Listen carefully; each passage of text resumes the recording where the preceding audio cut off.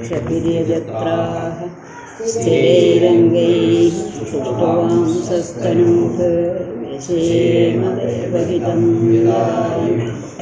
ॐ स्वस्ति न इन्द्रो वृद्धश्रवाः स्वस्ति न पूषा विश्ववेदाः स्वस्ति नस्ताक्ष्यो अरिष्टनेमिः स्वस्ति नो बृहस्पतिर्दधातु।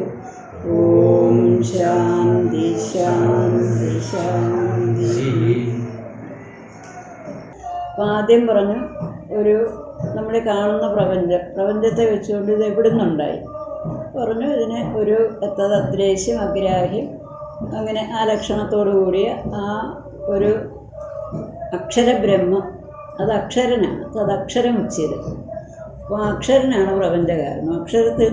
അക്ഷരനിൽ നിന്നും ഈ തീക്കുണ്ടത്തിൽ നിന്ന് തീപ്പരി പോകുന്ന പോലെ ഇങ്ങനെ ചെതറിപ്പോയതാണ്.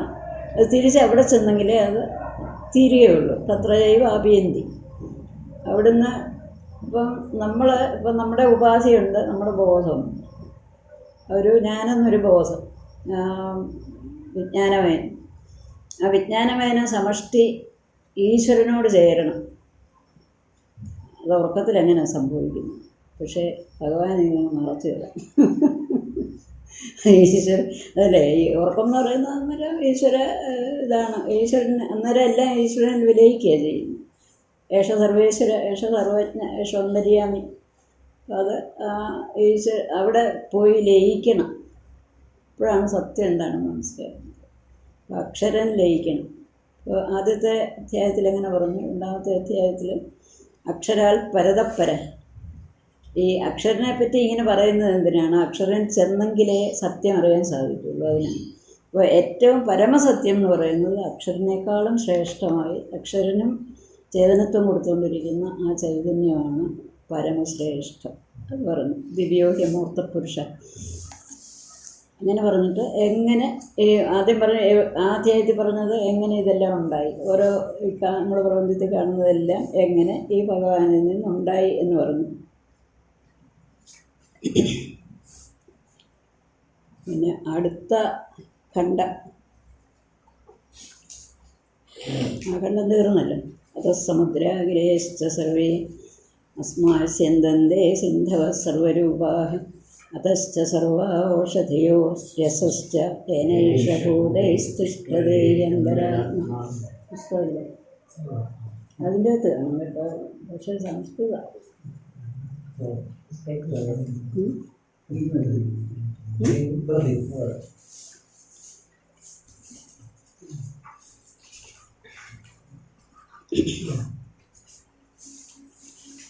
അങ്ങനെ സർവസ്വവും ആ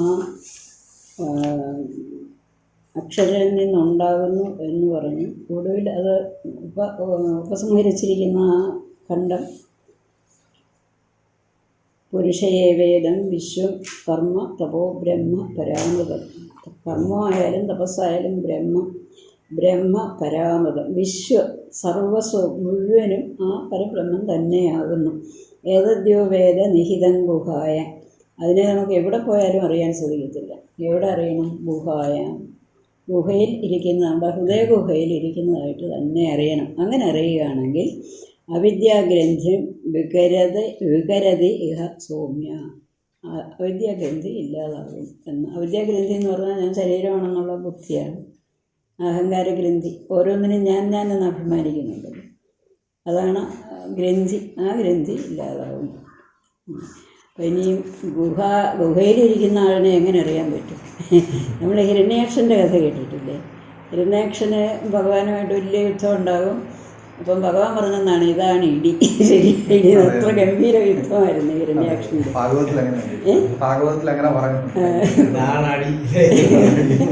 ഒടുവിൽ അദ്ദേഹത്തെ എവിടെ പോയി കാണുന്നില്ല. എവിടെ ഇരുന്നു? തന്നിൽ തന്നെ മറന്നു. ഈ ഹിരണ്യാക്ഷനിൽ തന്നെ കയറി മറന്നു. പിന്നെ കാണാൻ പറ്റത്തില്ല എന്ന് പറഞ്ഞാൽ നമുക്ക് നമ്മളെ കാണാനാണ് ഏറ്റവും വിഷമം. അന്യരെയൊക്കെ നമുക്ക് നല്ലപോലെ കാണാം. അതുകൊണ്ട് ആ ഗുഹയിലിരിക്കുന്ന ആ അക്ഷരസ്വരൂപത്തെ എങ്ങനെ അറിയാം എന്നാണ് അടുത്ത ഖണ്ഡം. അരൂപം സദക്ഷരം കേന പ്രകാരേണ വിജ്ഞേയമിത്യുച്യതേ. അരൂപമാണ് സദാക്ഷരം, നേരത്തെ രൂപമില്ല. അങ്ങനെ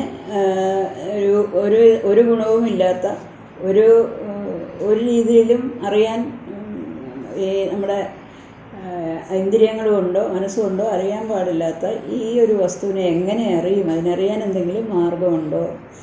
അതാണ് അടുത്ത ഖണ്ഡം. ആവിസന്നിഹിതം ഗുഹാചരം നാമ മഹത്പദമത്രൈതൽ സമർപ്പിതം ഏജത് പ്രാണനിമിഷച്ച യദേതജ്ജാനഥ സദസദ്വരേണ്യം പരം വിജ്ഞാനാദ്യത് വരിഷ്ഠം പ്രജാനാം. ഇത് കുറച്ച് ഗദ്യം പോലിരിക്കുന്നു. ആവിസന്നിഹിതം ഗുഹാചരം നാമ മഹത്പദമത്രൈതൽ സമർപ്പിതം ഏതൽ പ്രാണനിമിഷച്ച യദേതജ്ജാനഥ സദസദ്വരേണ്യം പരം വിജ്ഞാനാദ്യത് വരിഷ്ഠം പ്രജാനാം. ആവിഹി എന്ന് പറഞ്ഞാൽ പ്രകാശസ്വരൂപം, സ്വയം പ്രകാശിക്കുന്നതാണ് ആവിഹി, പ്രകാശസ്വരൂപമായിരിക്കുന്നതും.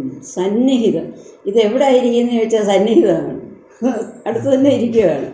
ഈ ഏറ്റവും അടുത്ത് എവിടെ ഇരിക്കുന്നു? ഗുഹാചരം നാമ. ഗുഹാചരം എന്നാണ് പേര്. ഗുഹ എന്ന് പറയുന്നത് ഹൃദയഗുഹയ്ക്കാണ് വേദാന്ത ഗുഹ എന്ന് പറയുന്നത്.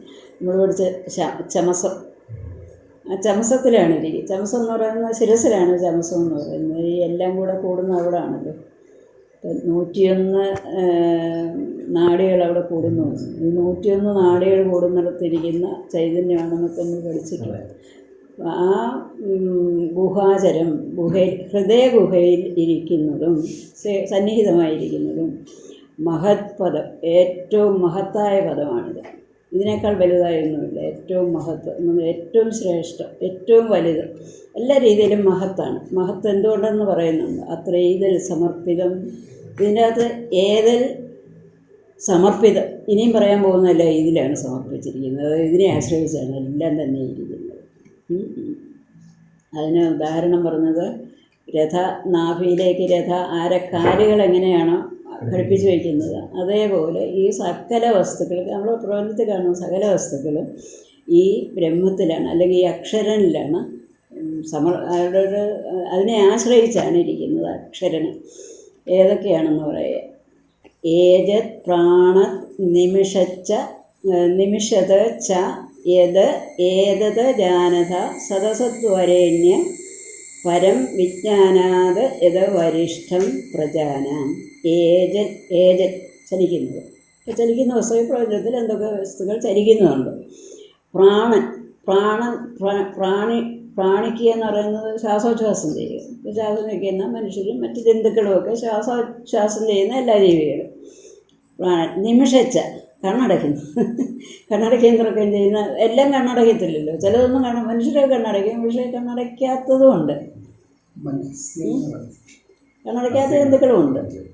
അപ്പം കണ്ണടയ്ക്കുന്നവയും കണ്ണടയ്ക്കുന്നതെന്ന് പറഞ്ഞുകൊണ്ട് കണ്ണടയ്ക്കാത്തവയും അതായത് ചലിക്കുന്നതും ചലിക്കാത്തതും ശ്വാസോച്ഛ്വാസം ചെയ്യുന്നതും കണ്ണടയ്ക്കുകയും തുറക്കുകയും ചെയ്യുന്നതും തുറക്കാത്തതും ഇങ്ങനെയൊക്കെ, അതായത് സകല ജന്തുക്കളും മുമ്പേ പറഞ്ഞ സകലവും തന്നെ നിമിഷച്ച ഏതൽ സമർപ്പിതം, ഇവിടെ സമർപ്പിതമാണ്.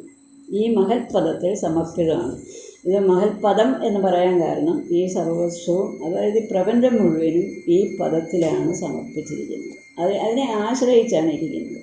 അതുകൊണ്ടാണ് മഹത്പദം അത്രൈതൽ സമർപ്പിതം ഏതത് പ്രാണനിമിഷച്ച ഏതത് ജാനത. ആരാണോ ഏതത് ജാനത, ഈ പദത്തെ അറിയുന്നത്, ഈ മഹൽപദത്തെ അറിയുന്നത് ആരാണോ പരം വിജ്ഞാനാത്. ഇത് നമ്മളിപ്പോൾ ഞാൻ അറിയുന്നു, നമുക്ക് ഒരു ഇന്ദ്രിയജ്ഞാനമുണ്ടല്ലോ, ഇന്ദ്രിയ വിഷയങ്ങളെയൊക്കെ നമ്മൾ അറിയുന്നുണ്ട്. അതിൽ നിന്നും പരം, അതല്ല നമ്മൾ ഞാൻ അറിയുന്നു എന്ന് പറയുന്നതല്ല അത്. ഈ അറിവ് എന്ന് പറയുന്നത് ഈ അഹങ്കാരവൃത്തിയാണല്ലോ ഞാൻ അറിയുന്നു എന്നുള്ളത്. അഹങ്കാരവൃത്തിയല്ല, അതിൽ നിന്നും ഭിന്നമായി അതിനും സാക്ഷിയായിരിക്കുന്ന ആ അറിവാണ് അത്. പരം വിജ്ഞാനാത് വരിഷ്ഠം പ്രജാനാം വിജ്ഞാനാതെന്നാണ് അവിടെ അന്വയിക്കേണ്ടത്. പ്രജാനാം വിജ്ഞാനാത് വരിഷ്ഠം. പ്രജകളുടെ സാധാരണ മനുഷ്യരുടെ അറിവിൽ നിന്നും വരിഷ്ഠം, ഏറ്റവും ശ്രേഷ്ഠമാണ്. അതായത് നമ്മൾ ഈ അറിയുക എന്ന് പറയുമ്പോൾ അവിടെ ഒരു ത്രിപുടിയുണ്ട്. അപ്പം ഞാൻ അറിയുന്നു എന്ന് പറയുമ്പോൾ ഞാനിത് അറിയുന്ന വസ്തു, അറിവ്, ഇങ്ങനെ 3 ത്രിപുടി ഉണ്ടല്ലോ. അപ്പോൾ ആ ത്രിപുടി എവിടെയാണോ അധിഷ്ഠിതമായിരിക്കുന്നത്, അല്ലെ എന്തുകൊണ്ടാണോ ഈ ത്രിപുടി വിളങ്ങുന്നത്, വെളിപ്പെടുന്നത്, അതാണ് സത്യം. അപ്പോൾ ഈ 3-നെ, ഈ അഹങ്കാരവൃത്തി എങ്ങാനും ഇല്ലാതായാൽ മതി, പിന്നെ ഒരു പ്രശ്നം. അഹങ്കാരവൃത്തി അസ്തമിക്കുകയാണല്ലോ, പിന്നെ പ്രപഞ്ചമില്ലല്ലോ, ഇല്ലേ? ഞാൻ അറിയുന്നുണ്ടല്ലോ എനിക്ക് പ്രപഞ്ചമില്ലേ. അപ്പം ഇതിൽ നിന്നെല്ലാം ഭിന്നമായി ഏറ്റവും വരിഷ്ഠമായിരിക്കുന്ന, ശ്രേഷ്ഠമായിരിക്കുന്ന ത്രിപുടിയോ ദൃശ്യസ്പർശമോ എന്തെങ്കിലും ചലനമോ ഒന്നുമില്ലാതെ നിർവികാരമായി, നിശ്ചലമായി, നിർഗുണമായി എല്ലാറ്റിനും സാക്ഷിയായിരിക്കുന്നത് യാതൊരു ചൈതന്യമാണ്.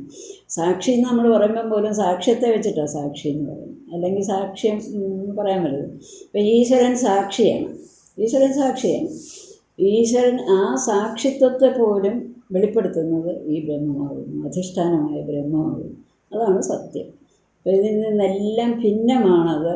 ഈ ഒരു കയറും പാമ്പും തമ്മിൽ എന്താ ബന്ധം?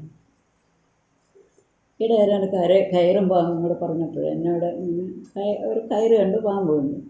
അപ്പം നമ്മളിത് ഒന്നേ ഉള്ളൂ എന്ന് കാണിക്കാനല്ലേ ഉദാഹരണം പറയുന്നത്. കയറും പാമ്പും കൂടെ, കയറുള്ളപ്പം പാമ്പില്ല, പാമ്പുള്ളപ്പോൾ കയറില്ല, അങ്ങനെയാണല്ലോ. അതാണല്ലോ സത്യം. അപ്പം കയറെന്ന് നമ്മൾ നിശ്ചലമായി കിടക്കുന്ന ഒരു വസ്തുവിനെ ചലിക്കുന്ന ഒരു പാമ്പായിട്ടേ ഉണ്ട്. അതുപോലെ നിശ്ചലമാണ് ഈ അധിഷ്ഠാനം. ഈ കയറാണല്ലോ ഇവിടെ അധിഷ്ഠാനം. അപ്പോൾ നിശ്ചലമായ ഒരു അധിഷ്ഠാനത്തിൽ ചലിക്കുന്ന ഒരു പാമ്പിനെ കണ്ടതുപോലെ ചലിക്കുന്ന പ്രപഞ്ചത്തെ കാണുന്നു എന്നാണല്ലോ അവിടെ ഉദാഹരണം. അപ്പോൾ എന്നോടൊരു ഉദാഹരണം 2 കമ്പെടുത്ത് ഇട്ട് പറഞ്ഞു. ഇതൊരു എണ്ണം, ഒന്ന് സർപ്പം, ഒന്ന് പിന്നെ കയറ്.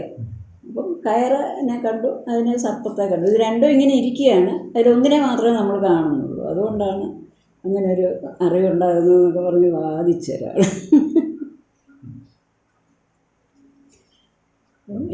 ഈ സകലതും ഈ അധിഷ്ഠാനം എന്ന് പറയുമ്പോൾ, അധിഷ്ഠാനം അറിഞ്ഞു കഴിഞ്ഞാൽ പിന്നെ അധിഷ്ഠാനം മാത്രം, അതിനെ നേതി എന്നേ പറയാൻ പറ്റുള്ളൂ. അല്ലാതെ ഒരിക്കലും ഇതാണ് എന്ന് പറയാൻ പറ്റത്തില്ല, നിർദ്ദേശിക്കാൻ പറ്റത്തില്ല ഇതാണ്. ആവി സന്നിഹിതം ഗുഹാചരം നാമ മഹത്പദമത്രൈതൽ സമർപ്പിതം ഏജത് പ്രാണം നിമിഷച്ച യഥേതജ്ജാനഥ സദസത്വരേണ്യം പരം വിജ്ഞാനാദ്യം പ്രധാനം. അത് അതിൻ്റെ സ്വരൂപം പറഞ്ഞു. എങ്ങനെ ഈ ഗുഹാഹിതമായതിനെ അറിയുന്നു എന്നല്ലേ, അക്ഷരനെ എങ്ങനെ അറിയുന്നല്ലേ. അപ്പം ആദ്യം അതിനെ എങ്ങനെ അറിയണം എന്നുള്ളതിന് എവിടെ ഇരിക്കുന്നു, അതിൻ്റെ ലക്ഷണം എന്താണെന്ന് പറഞ്ഞു. എന്താണ് ആവി ലക്ഷണം? സ്വയം പ്രകാശനം. അക്ഷരങ്ങളും ഉപരിയായിരിക്കുന്ന ആ ചൈതന്യം എന്ന് പറയുന്നത് അക്ഷരനെ കൂടി പ്രകാശിപ്പിക്കുന്ന മുമ്പേ പറഞ്ഞല്ലോ. അപ്പോൾ അക്ഷരം എന്ന് പറയുമ്പോൾ ഈശ്വരൻ എന്നുള്ളൊരു ഈശ്വരൻ എന്താ അനുശാസിതാവാണ് അക്ഷരം. ഈശ്വരൻ എന്ന് പറയുമ്പോൾ നമ്മളുണ്ട് വായുവാദി ചൈതന്യം, അതായത് ഒന്നോടൊന്ന് വികസിച്ചു. മറ്റേത് അക്ഷരൻ എന്ന് പറയുന്ന ആകാശം മാത്രമാണ് ഉപാധിയുടെ, വേറെ ഒന്നുമില്ല. അപ്പോൾ ആകാശം മാത്രം, ഈ അപഞ്ചീകൃതമല്ല അവ്യാകൃതമായ ആകാശം മാത്രം ഉപാധിയാണ് ഈ അക്ഷരം. അവിടുന്ന് അല്പം ഒരു വികാസം വന്ന വായു ഉപാധിയോട് കൂടുമ്പോഴാണ് ഈശ്വരനാകുന്നത്. ക്രമേണയല്ല ഇങ്ങനെ പിന്നെ വികസിക്കുന്നത്, പ്രപഞ്ചമായി തീരുന്നത്. സ്വയം പ്രകാശനം. ആവി എന്നുള്ളതിനർത്ഥമാണ് പ്രകാശം. അതെവിടെ ഇരിക്കുന്നു? സന്നിഹിതം. വാഗാദ്യുപാധിഭ് ജ്വലതി ഭ്രാജതി ഇതി ശ്രുത്യന്തരാത് ശബ്ദാദീൻ ഉപലഭമാനവത് അവഭാസതേ. അപ്പം ശ്രുത്യന്തരാത് നമ്മൾ കഴിഞ്ഞ ശ്രുതി പഠിച്ചതാണ്, കഴിഞ്ഞ ഉപനിഷത്തിൽ പഠിച്ചതാണ്.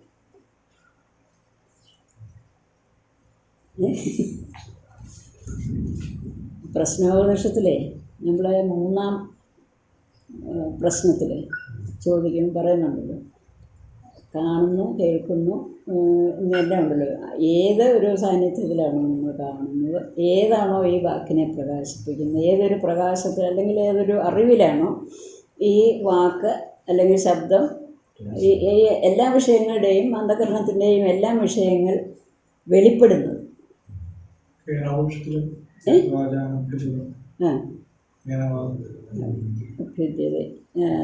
പിന്നെ ഏതൊരു അറിവിലാണോ ഈ ഇന്ദ്രിയ വിഷയങ്ങളും മനസ്സിൻ്റെ വിഷയങ്ങളും എല്ലാം തന്നെ വെളിപ്പെടുന്നത്, ആ അറിവാണ് ഇതിൻ്റെ യഥാർത്ഥ സ്വരൂപം. അത് കഴിഞ്ഞ നമ്മളിതിൽ മൂന്നാം പ്രശ്നത്തിലാണ് അതാണ് ശ്രുത്യന്തരാത് ശബ്ദാദീൻ ഉപലഭമാനവത് അവഭാസതേ. നമ്മൾ ഇതിനെയൊക്കെ അറിയുന്നു, ഞാൻ അറിയുന്നു എന്നതുപോലെ അവഭാസിക്കുന്നു എന്നാണ് പറയുന്നത്. ഞാൻ അറിയുന്നു എന്ന് ഞാനങ്ങ് വിചാരിക്കുക. ഞാൻ അറിയുന്നു എന്ന് പറയുന്നത് അവിടെ ഞാൻ അറിയുന്നത് ഒരു അഹങ്കാരവൃത്തി, അത് അജ്ഞാനം കൊണ്ടുണ്ടായിട്ടുള്ളതാണ്. ആരും അറിയുന്നില്ല എന്നുള്ളതാണ് സത്യം. കാരണം ഈ അറിവിൽ പ്രകാശിക്കുകയാണ് ഓരോ വിഷയവും. അതിനെ നമ്മൾ ഞാൻ അറിയുന്നു എന്ന് ഇങ്ങോട്ട് അധ്യസിക്കുക ചെയ്യുന്നു. അപ്പോൾ എങ്ങനെയാണ്? വാഗാദ്യുപാധിഫർ ജ്വലതി, വാഗാദി ഉപാധി കൊണ്ട് ഉപാധിയിൽ ജ്വലിക്കുക. അപ്പോൾ നമ്മൾ ഈ കാണില്ലേ, ഈ ഒരു തീ കൊള്ളിയിരുന്നാൽ അല്ലെങ്കിൽ ഒരു കനലിരുന്നാൽ ഒന്ന് ഊതുകയാണെങ്കിൽ ഒന്ന് ജ്വലിക്കും. അതുപോലെ നമ്മുടെ ഇന്ദ്രിയങ്ങൾ ഇരിക്കുകയാണ്, അവിടെ ഒരു വിഷയം വരുന്നു. വിഷയം വരുമ്പോൾ ഒന്ന് ജ്വലിക്കുന്നു. ജ്വലിക്കുക എന്ന് പറഞ്ഞാൽ അവിടെ ഒരു അറിവുണ്ടായി, അല്ലേ? ഞാൻ ഇത് കേട്ടു, അല്ലെ ഇത് കണ്ടു എന്നൊരു അറിവുണ്ടായി. അതാണ് ജ്വലതി എന്ന് ഇവിടെ പറഞ്ഞിരിക്കുന്നത്. ഒരറിവുണ്ടായി. ആ അറിവുണ്ടായത്, ഈ അറിവ് അവിടെ ഉള്ളത് തന്നെയാണ്. പക്ഷേ ഈ വിഷയം വന്നപ്പം അവിടെ ഒരു വിശേഷ ബോധമുണ്ട്. അതുകൊണ്ടാണ് ജ്വലതി എന്ന് പറയുന്നത്. വാഗാദ്യുപാധിപുർ ജ്വലതി പ്രാജതി ഇതി ശ്രുത്യന്തരാത് ശബ്ദാദീൻ ഉപലഭമാനവത് അവഭാസതേ. നമ്മൾ ഓരോ ഇന്ദ്രിയങ്ങളും അതാതിൻ്റെ വിഷയങ്ങളെ അറിയുന്നു എന്ന വിധത്തിൽ എന്ന വിധത്തിലാണല്ലോ നമ്മൾ ഗ്രഹിക്കുന്നത്. അതിനെ വെളിപ്പെടുത്തുന്നത് വാസ്തവത്തിൽ യാതൊന്നാണോ യാതൊരു അറിവാണോ ഈ വിഷയങ്ങളെ വെളിപ്പെടുത്തുന്നത്, ഇതിൻ്റെ ബോധത്തെ വെളിപ്പെടുത്തുന്നത്. ഇപ്പം വിഷയം എന്ന് പറഞ്ഞാൽ വാക്ക് ബോധിക്കുമ്പോഴല്ലേ വാക്ക് നമ്മൾ അറിയുന്നുള്ളൂ. അപ്പോൾ ആ ബോധിക്കുക, അത് വെളിപ്പെടുക, അറിവ് വെളിപ്പെടുക.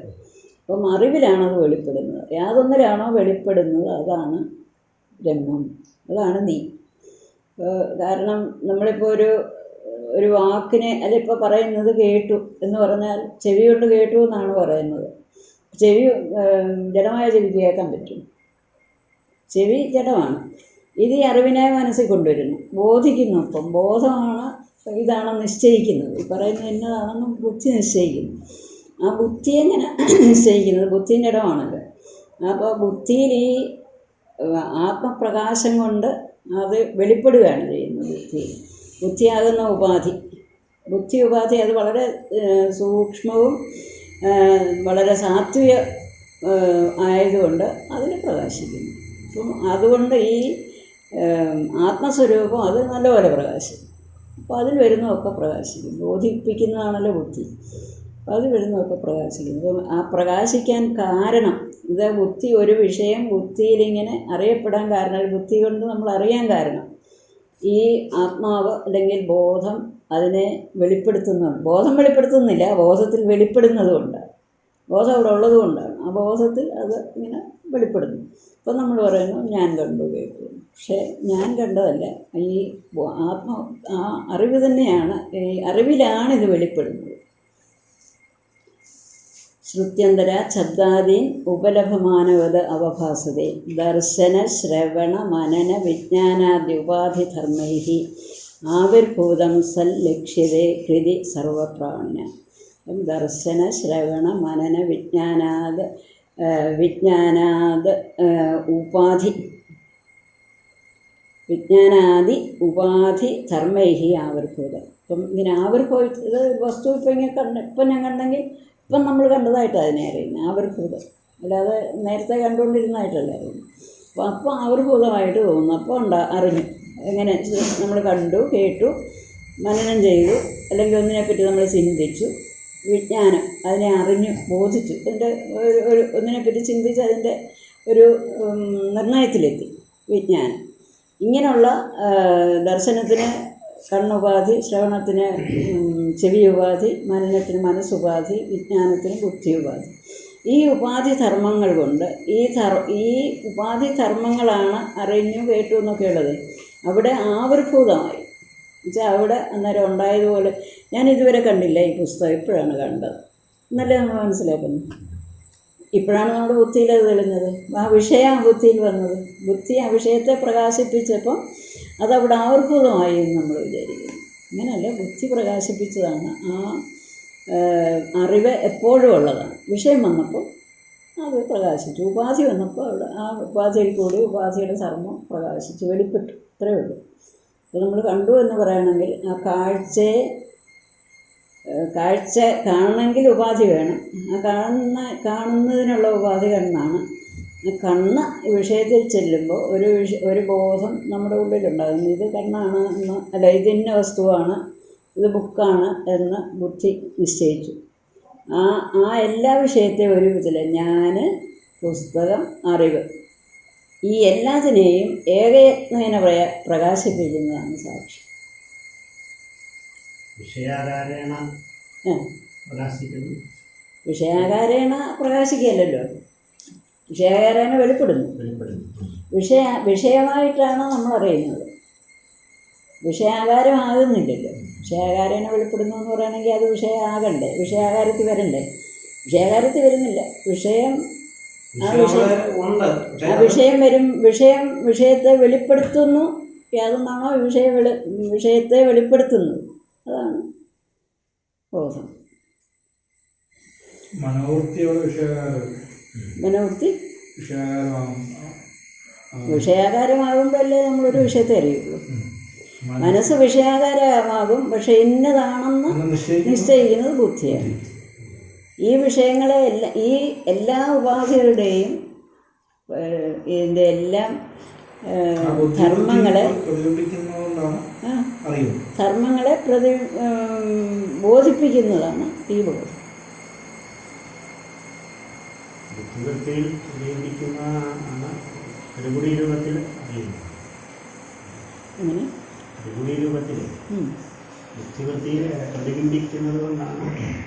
സർവത്ര പ്രതിബിംബിച്ചിരിക്കുന്നിടത്ത് ബുദ്ധിയിലുമുണ്ട്.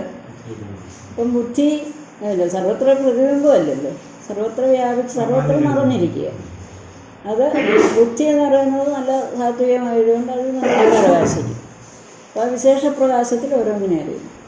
വിശേഷപ്രകാശം വരുമ്പോഴാണ് പ്രപഞ്ചത്തെ അറിയുന്നത്, അല്ലെങ്കിൽ അറിയത്തില്ല. സാമാന്യ പ്രകാശത്തിലല്ലല്ലോ അറിയുന്നു. വിഷയമായിട്ട് അറിയുക എന്ന് പറയുമ്പോൾ വിഷയമായിട്ട് അറിയുന്നതാണല്ലോ പ്രപഞ്ചം. അപ്പോൾ ആ വിഷയമായിട്ട് അറിയുക എന്ന് പറയുന്നത് മനസ്സ് ചെല്ലണം, ബുദ്ധി അതിന് ഇന്നതാണെന്ന് പറയണം. അതെല്ലാം ചെയ്യുന്നത് ഈ ഒരു പുസ്തകം കണ്ട് മനസ്സ് പുസ്തകാകാരമായി, വിഷയാകാരമായി.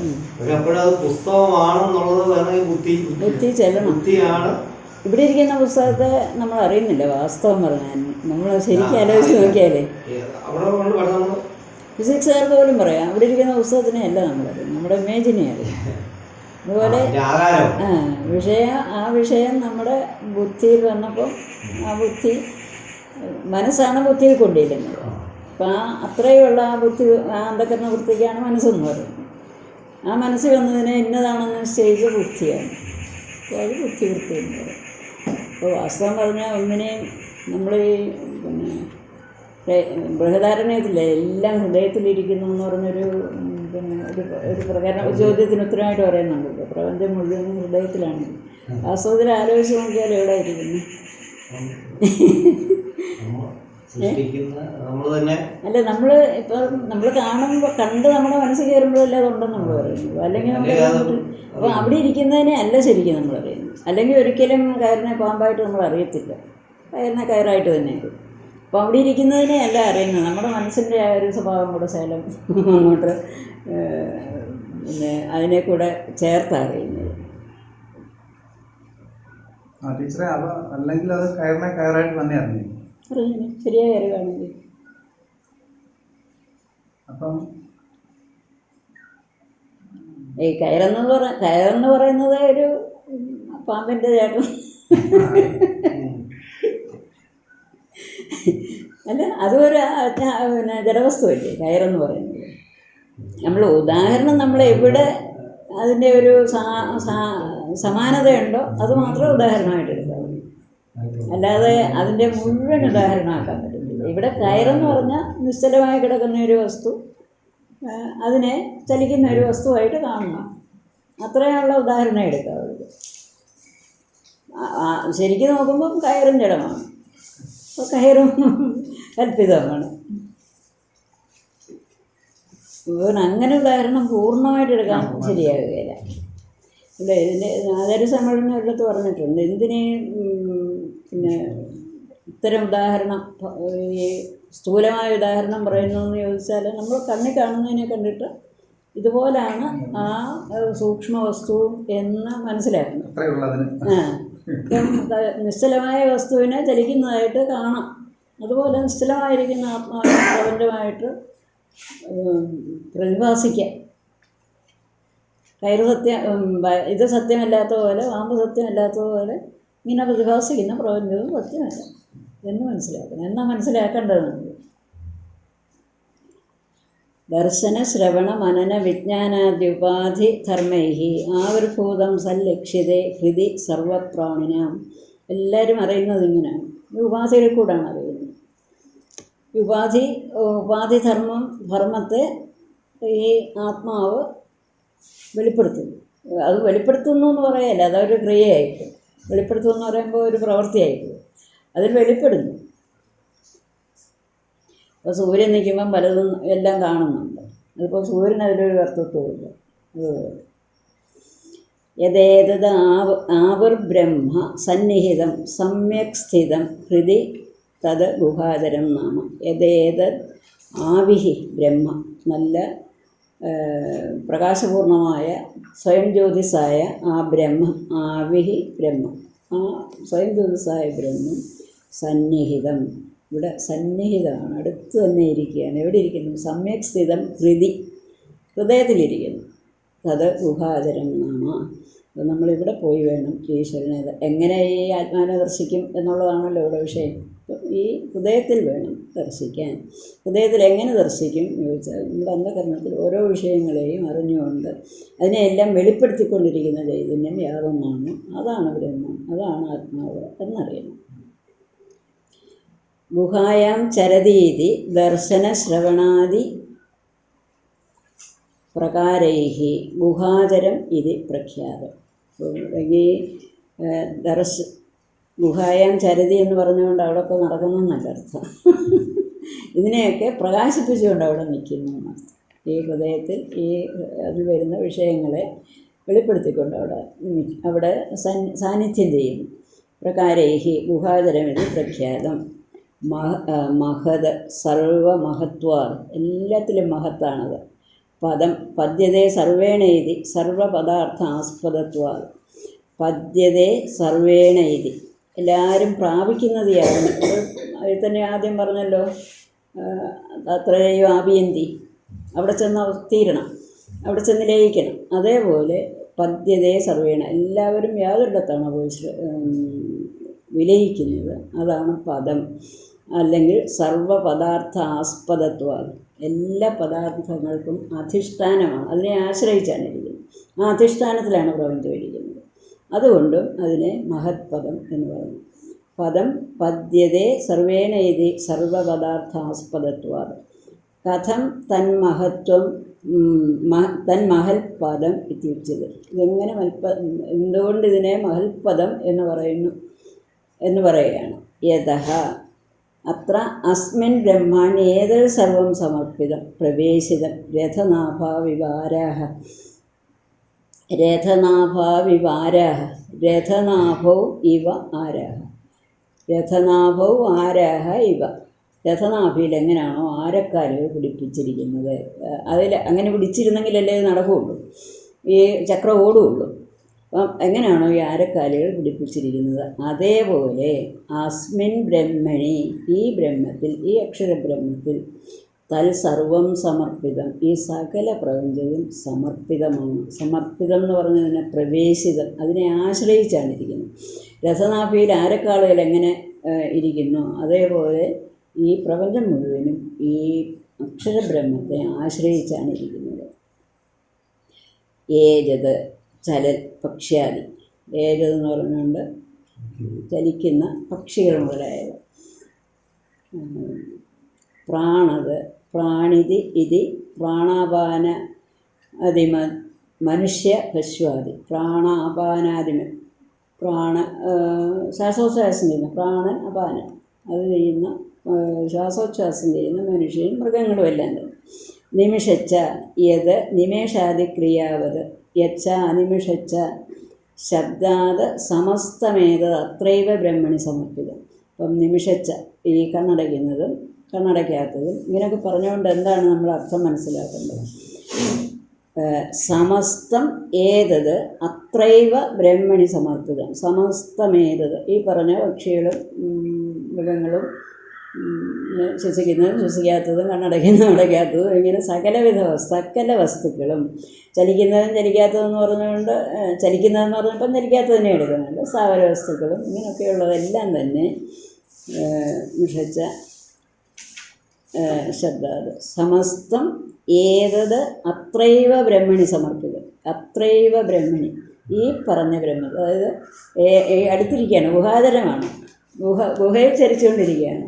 നമ്മിൽ തന്നെ ഏറ്റവും സന്നിഹിതമാണ്, ഏറ്റവും അടുത്തിരിക്കുന്ന ആ ബ്രഹ്മത്തിൽ സമർപ്പിതമാണ് സർവസ്വം ഏതത് ബ്രഹ്മണി സമർപ്പിതം. ഈ പ്രപഞ്ചം മുഴുവനും ഈ അക്ഷരബ്രഹ്മത്തിൽ സമർപ്പിതമാണെന്ന് പറഞ്ഞാൽ അതിനെ ആശ്രയിച്ചാണ് ഇരിക്കുന്നത്, അതിനെ ആശ്രയിച്ചാണ് ഉണ്ടെന്ന് തന്നെ പറയുന്നത്. ഇല്ലെങ്കിൽ ഉണ്ടെന്നും പറയാൻ സാധ്യതയില്ല. ബ്രഹ്മണി സമർപ്പിതം. ഏതത് യഥാസ്പദം സർവം ജാനത. യാതൊന്നാണോ എല്ലാത്തിനും ആശ്രയമായിരിക്കുന്നത്, സർവപ്രപഞ്ചത്തിനും ആശ്രയമായിരിക്കുന്നത് യാതൊന്നാണോ ജാനത ഹേ ശിഷ്യ, നീ അതിനെ അറിയണം. ഈ ഓരോന്നിനെ അറിയാൻ അതറിവാകുകയില്ല, ശരിയായ അറിവാകുകയില്ല. എല്ലാം ഏതൊന്നുകൊണ്ടറിയുമോ അതിനെയാണ് അറിയുന്നത്. അത് ഏതാണെന്ന് വെച്ചാൽ യാതൊരു പദത്തിലാണോ എല്ലാം സമർപ്പിതമായിരിക്കുന്നു, അത് ആ പദത്തെ അറിയണം, അതാണ് അറിവ്. അതാണ് ഏതത് യഥാസ്പദം സർവം. ഈ സർവപ്രപഞ്ചവും യാതൊന്നിനാണ്, പ്രപഞ്ചത്തിനും ആസ്പദമായിരിക്കുന്നത് യാതൊന്നാണോ ഏതത് ജാനത, അതിനെ അറിയണം ഹേ ശിഷ്യ. അപഗച്ഛത തദാത്മഭൂതം ഭവതാം സദസത്സു. തദാത്മഭൂതം ഭവതാം, തത് ഭവതാം ആത്മഭൂതം, വേറെ എവിടെയൊന്നും അല്ലാതിരിക്കാൻ. ഭവതാം ആത്മഭൂതം, നിൻ്റെ തന്നെ ആത്മാവായിട്ടാണ് ഇരിക്കുന്നത്, നിൻ്റെ ആത്മാവായിട്ടിരിക്കുന്ന അതിനെ അറിയണം. സദസത് സ്വരൂപം, സത്തായിട്ടും അസത്തായിട്ടും. നമ്മൾ ഇതിൻ്റെ അകത്ത് പഠിച്ചിട്ടുണ്ട്, സത്ത എന്താ അസത്ത് എന്താ. മൂർത്താമൂർത്തം എന്നുള്ളതിലെ മൂർത്തങ്ങളൊക്കെ സത്ത്, അതുണ്ടെന്ന് തോന്നുന്നു, നമ്മൾ കാണുകയാണ്, ഉണ്ടെന്ന് തോന്നുന്നത് കൊണ്ട് അത് സത്ത്. അമൂർത്തം സൂക്ഷ്മം, സ്ഥൂലവും സൂക്ഷ്മമാണ് മൂർത്തവും അമൂർത്തവും സത്തും അസത്തും ഒക്കെ. സദസതോഹോ മൂർത്താമൂർത്തയോഹോ സത് അസതോഹോ. സത്വ അസത്ത് എന്ന് പറയുന്നത് മൂർത്താമൂർത്തയോഹോ. മൂർത്തം എന്ന് പറഞ്ഞാൽ ഒരു രൂപമുള്ളത്, അമൂർത്തം രൂപമില്ലാത്തത് സൂക്ഷ്മം. സ്ഥൂല സൂക്ഷ്മയോഹോ തദ്വ്യതിരേകേണ അഭാവാത്. ഈ സ്ഥൂലവും സദസത് സ്വരൂപമായത് എന്ന് പറഞ്ഞതുകൊണ്ട് സ്ഥൂലവും സൂക്ഷ്മവുമായ സർവസ്വവും അതിന് വ്യതിരേകമായിട്ടൊന്നുമില്ല.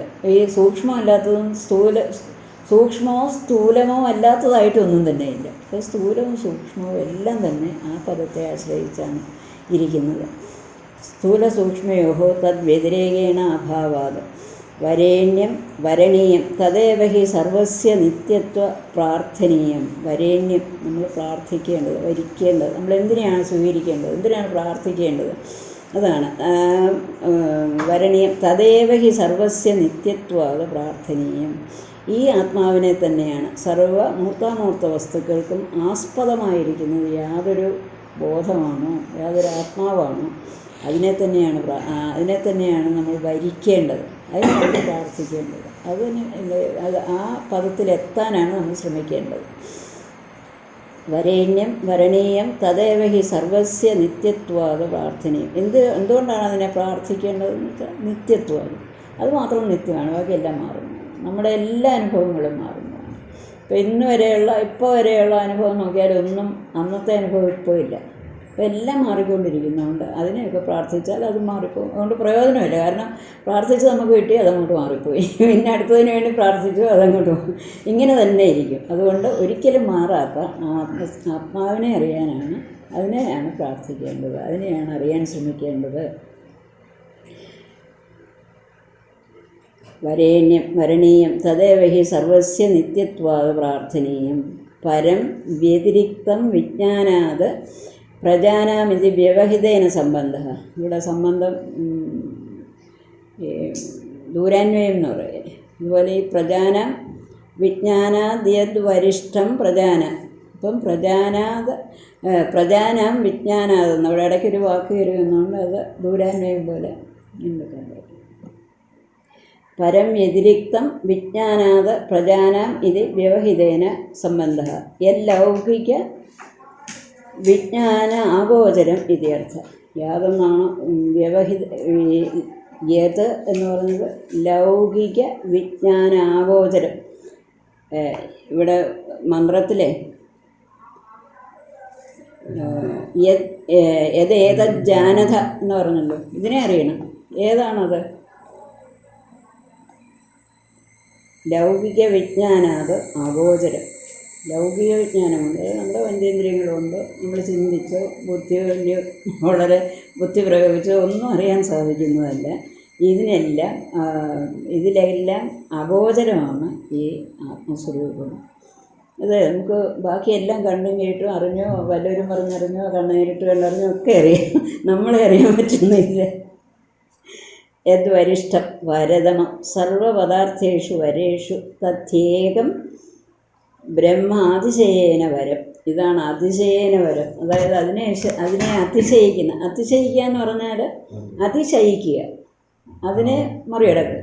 അങ്ങനെ മറികടക്കുന്നൊന്നുമില്ല. ഇതാണ് ഏറ്റവും വരിഷ്ഠമായിട്ടുള്ളത്, ഏറ്റവും ശ്രേഷ്ഠമായിട്ടുള്ളത്. അതിനെ അറിയുവാൻ ശ്രമിക്കണം. ഇത് വരമായത് എന്തുകൊണ്ടാണ്? സർവദോഷരഹിതത്വം, ഒരു ദോഷവും ഇതിനില്ല. അതുകൊണ്ട് ഇതിന് വരം എന്ന് പറയും. നമ്മുടെ ഹൃദയത്തിൽ സകല വിഷയങ്ങളെയും പ്രകാശിപ്പിച്ചുകൊണ്ട് സകല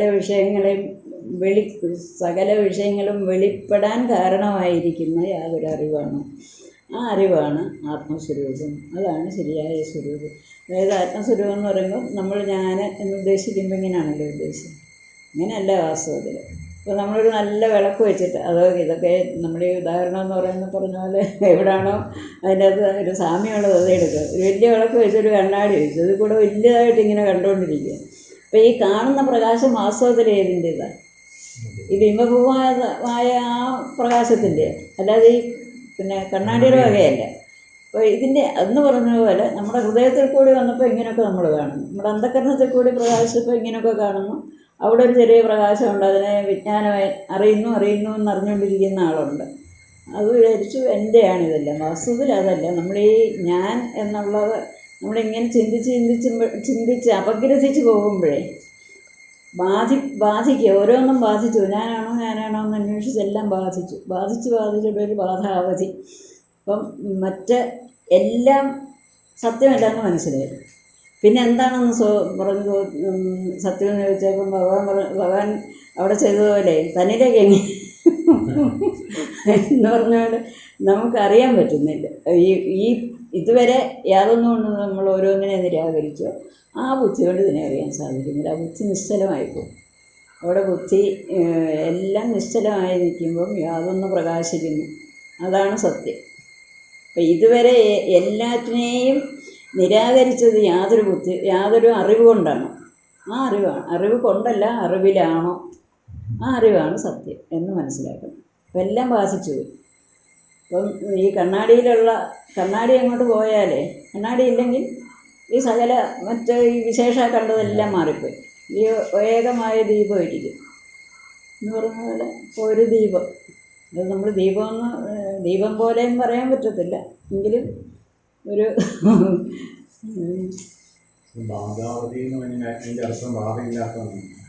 അല്ല, ബാധ തീരുന്നിടം. ബാധ എന്ന് പറഞ്ഞാൽ എന്തുവാ?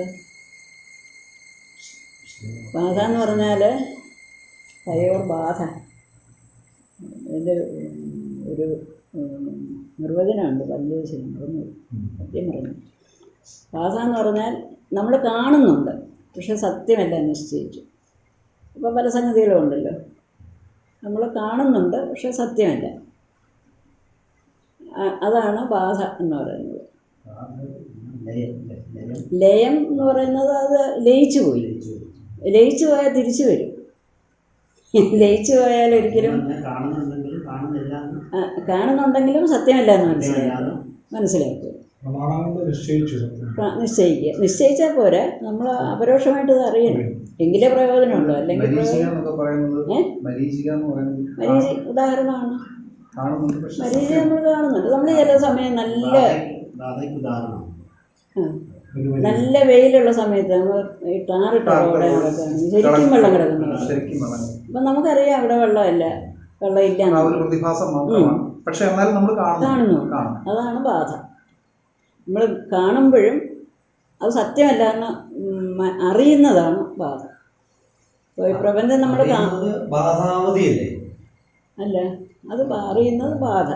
ഈ ബാധിക്കപ്പെട്ടതെല്ലാം നീങ്ങി കഴിയുമ്പോൾ ബാധിക്കാൻ വയ്യാത്തൊരു, ബാധിക്കാനൊന്നുമില്ല, വെള്ളമല്ലാന്ന് ഒരു ദൃശ്യമല്ല നമുക്കുള്ളത്. പിന്നെയും പിന്നെയും ഇങ്ങനെ വെള്ളം കിടക്കുകയല്ലേ, നമ്മളിങ്ങനെ അല്ല റോഡ് അത് തന്നെ പറഞ്ഞു വരുന്നു. നമ്മൾ നടന്നു വരുമ്പോൾ ഇപ്പോൾ ഒരിടത്ത് കണ്ടു അത് വെള്ളമല്ലാന്ന് മനസ്സിലാക്കി, അങ്ങോട്ട് പിന്നെയും കണ്ടു, അത് നമ്മൾ ഇതുകൊണ്ട് മനസ്സിലാക്കി അത് വെള്ളമല്ല, അങ്ങനെ മനസ്സിലാക്കി. അത് ഇത് വെള്ളമേ ഇല്ല, ഇത് മാത്രമാണ് സത്യം എന്ന് നിർണ്ണയിക്കുന്നതാണ് ബാധ. എല്ലാം പിന്നെ പ്രപഞ്ചം മുഴുവനും സത്യമല്ല, ഇത് ഈ സത്യത്തിൽ അധിഷ്ഠിതമാണ്. സത്യത്തിൽ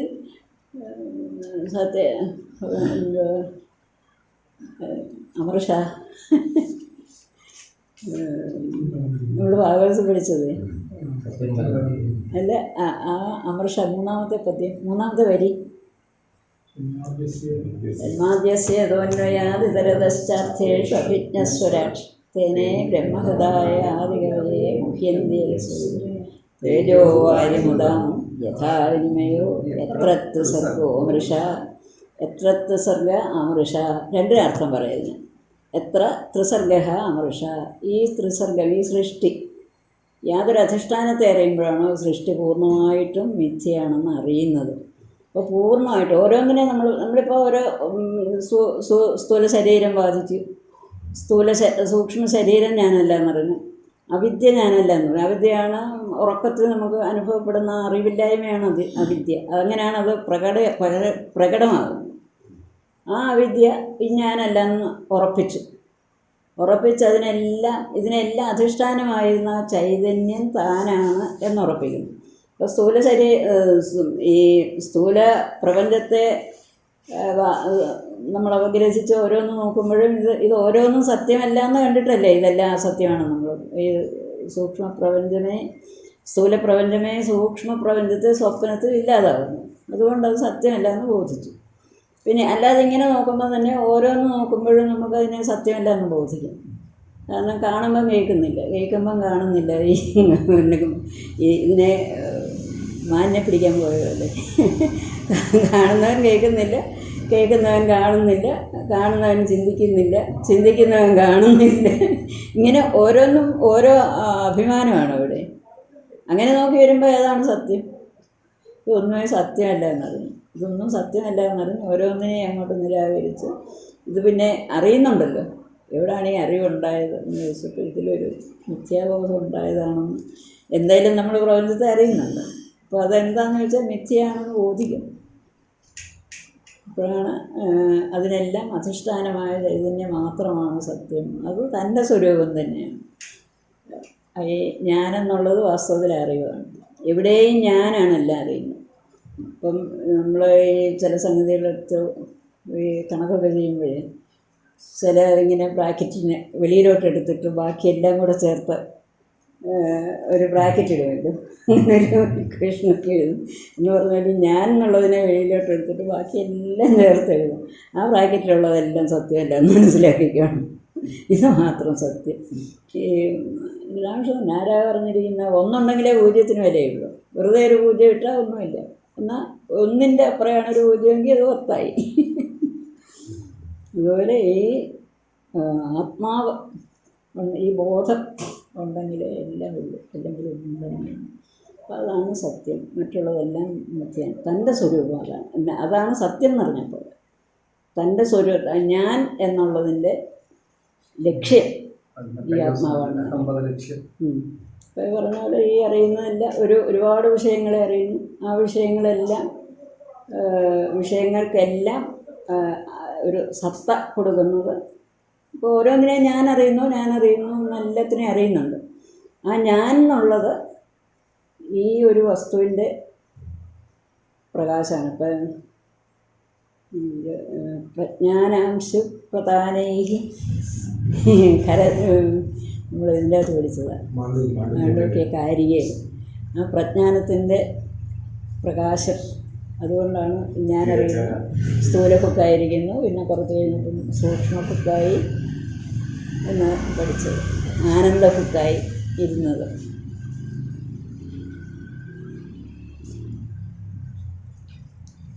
അപ്പോൾ എവിടെയും ആ ഞാനുണ്ട്. ഞാനുള്ളപ്പോഴേ വിഷയമുള്ളൂ. നമ്മൾ മറ്റേ പറഞ്ഞ നമ്മൾ കഴിഞ്ഞ ഉപനിഷത്തിൽ പഠിച്ച പോലെ ജ്ഞാനം ഉണ്ടെങ്കിലേ ജ്ഞേയമുള്ളൂ. ജ്ഞേയമില്ലെങ്കിലും ജ്ഞാനമുണ്ട്, എന്നാൽ ജ്ഞാനമില്ലെങ്കിൽ ജ്ഞേയമില്ല. അപ്പം എല്ലാത്തിൽ നിന്നും ഭിന്നമാണ് ജ്ഞേയം എന്നറിഞ്ഞ് അതിനെ ഇഷീക വേർതിരിച്ചെടുക്കുന്നത് പോലെ ആ ബോധത്തെ വേർതിരിച്ചെടുക്കണം, ആത്മാവിനെ വേർതിരിച്ച് അറിയണം.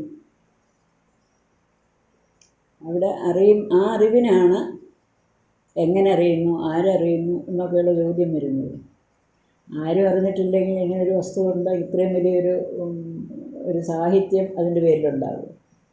ആരെങ്കിലുമൊക്കെ അറിഞ്ഞിട്ടല്ലേ ഇതുണ്ടെന്ന് എഴുതി ഇങ്ങനൊരു ശാസ്ത്രം ഉണ്ടായിരിക്കുന്നു. പറഞ്ഞിട്ടുണ്ട്, അപ്പം നമുക്കും അറിയാം. സത്യം ആണോ എന്നറിയണമെങ്കിൽ ശാസ്ത്രം പറഞ്ഞ വഴിയെ പോയി വഴി പറഞ്ഞിട്ടുണ്ട്. ഒരാൾ ശിഷ്യനോട് പറയുന്നതായിട്ടൊരു കഥയുണ്ട്. വിവേകചൂടാമണിയില്ല.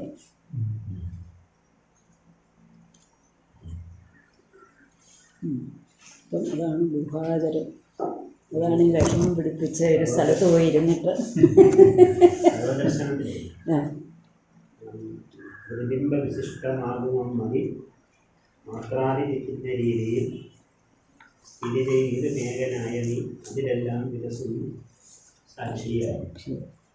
അത് ഈശ്വരനാണ് സാക്ഷിയായിരുന്നു, ബ്രഹ്മം സാക്ഷിയായിരുന്നു. നമുക്ക് ഈശ്വരനെ കുറിച്ചേ പറയാൻ പറ്റൂ, ബ്രഹ്മത്തെ കുറിച്ച് എന്ത് പറയാൻ പറ്റും? ഇവിടെ പോലും അക്ഷരം എന്നാണല്ലോ. അതെ, അക്ഷരനെ കുറിച്ചാണ് ഈ പറയുന്നത്. അക്ഷരം ചെന്നാൽ മതി, അവിടെ ചെല്ലുമ്പോൾ നമുക്ക് കാര്യങ്ങളൊക്കെ മനസ്സിലാവും. അവിടെ ചെന്നിട്ട് വേണ്ടേ?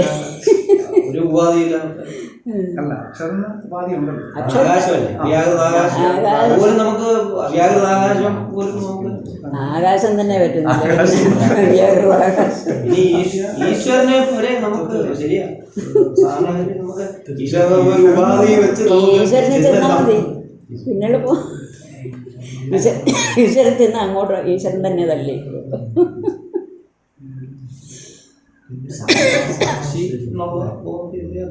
ഈയിടെ ആരാണ്ടൊരു പോസ്റ്റാണ്, എവിടെയാണ് വായിച്ചത്.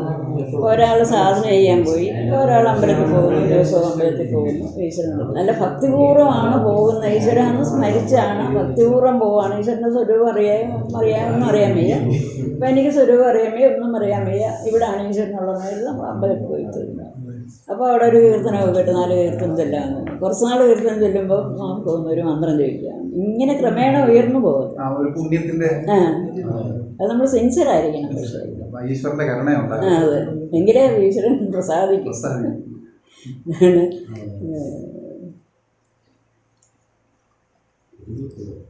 അതുകൊണ്ട് ഏറ്റവും വരിഷ്ഠം വരതമം സർവപദാർത്ഥേഷു വരേഷു തത്യേകം ബ്രഹ്മാതിശയേന വരം. ഏറ്റവും ശ്രേഷ്ഠമായ വസ്തുക്കളിലും ശ്രേഷ്ഠതമമാണ് ഈ ബ്രഹ്മം. അതുകൊണ്ടാണ് ഇതിങ്ങനെ മൂടി വെച്ചിരിക്കുന്നത്. ഏറ്റവും ഒരിക്കലും കാണരുതെന്ന് പറയുന്നത്. അങ്ങോട്ടല്ലേ നമ്മൾ നോക്കുന്നത്, നമ്മുടെ കണ്ണ് അങ്ങോട്ടല്ലേ ഇരിക്കുന്നു, എപ്പോഴും കണ്ണ് വെളിയിലോട്ടല്ലേ. ഇന്ദ്രിയങ്ങളെ പരാഞ്ചകാരി വ്യതനൽ സ്വയംഭൂ. അതുകൊണ്ട് നമ്മൾ വെളിയിലേക്ക് കണ്ടുകൊണ്ടിരുന്നിരുന്ന ചൊല്ലിയില്ല.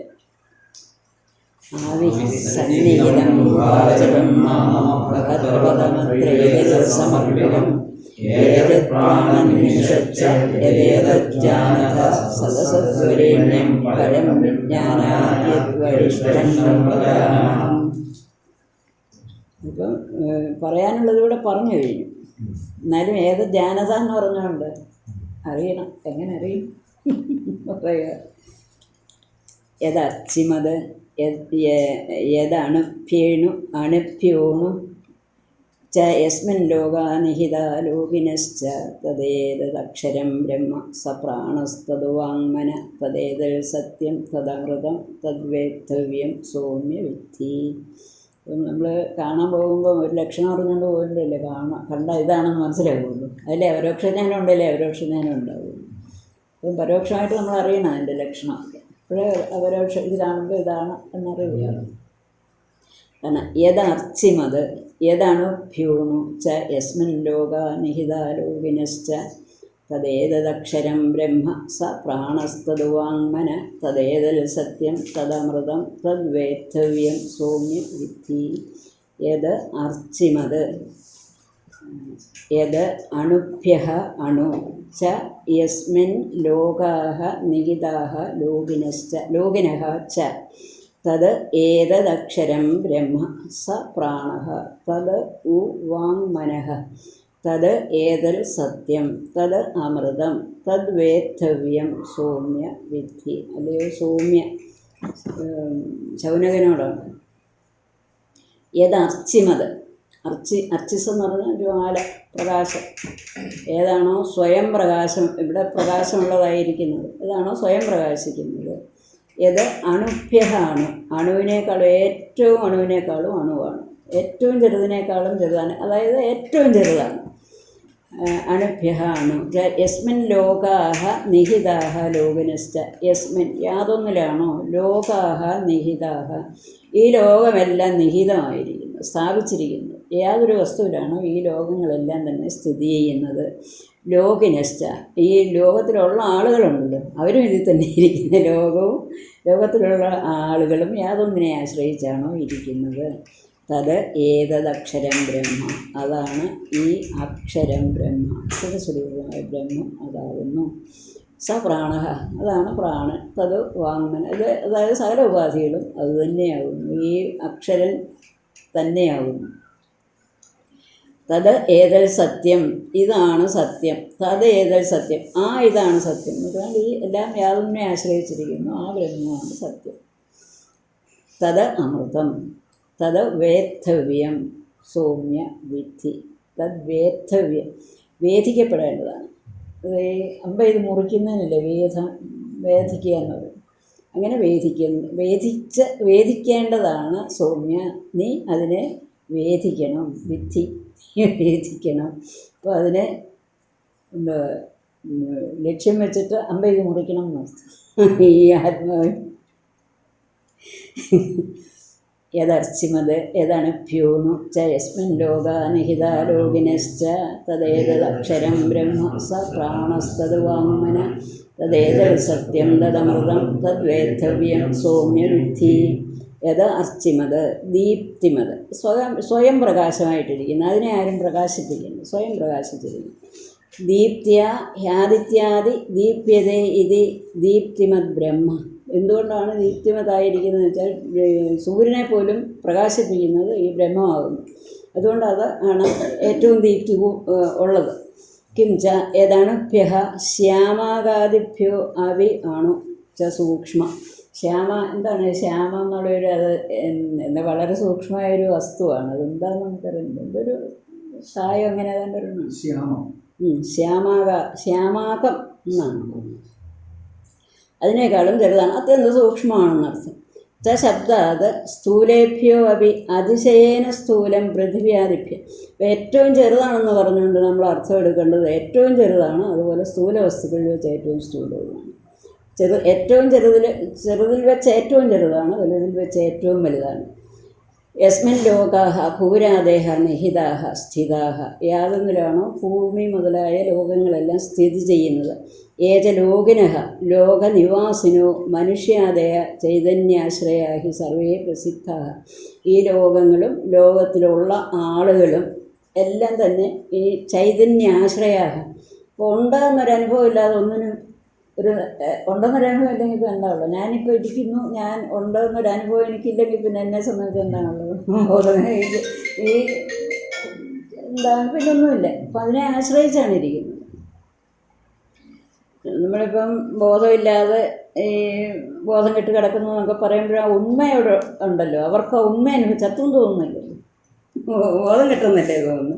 അതാണ് ബോധം കെട്ടിട്ട് ഉണർന്ന് വരുന്ന ആളിന് ബോധം കെട്ടതായിരുന്നു ഇതുവരെ എന്നറിയും, ഉറങ്ങുന്നിട്ട് വരുന്ന ആൾ ഉറങ്ങുമായിരുന്നു എന്നറിയും.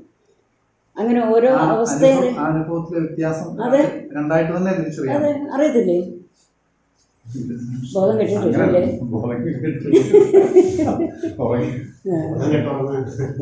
അതല്ല ഉറക്ക വേറെ, ഉറങ്ങുന്നതും ബോധം കെടുന്നതും സമാധി എല്ലാം വിശേഷ ഉണർന്നു വരുമ്പോൾ തിരിച്ചറിയാം, നമുക്കറിയാം.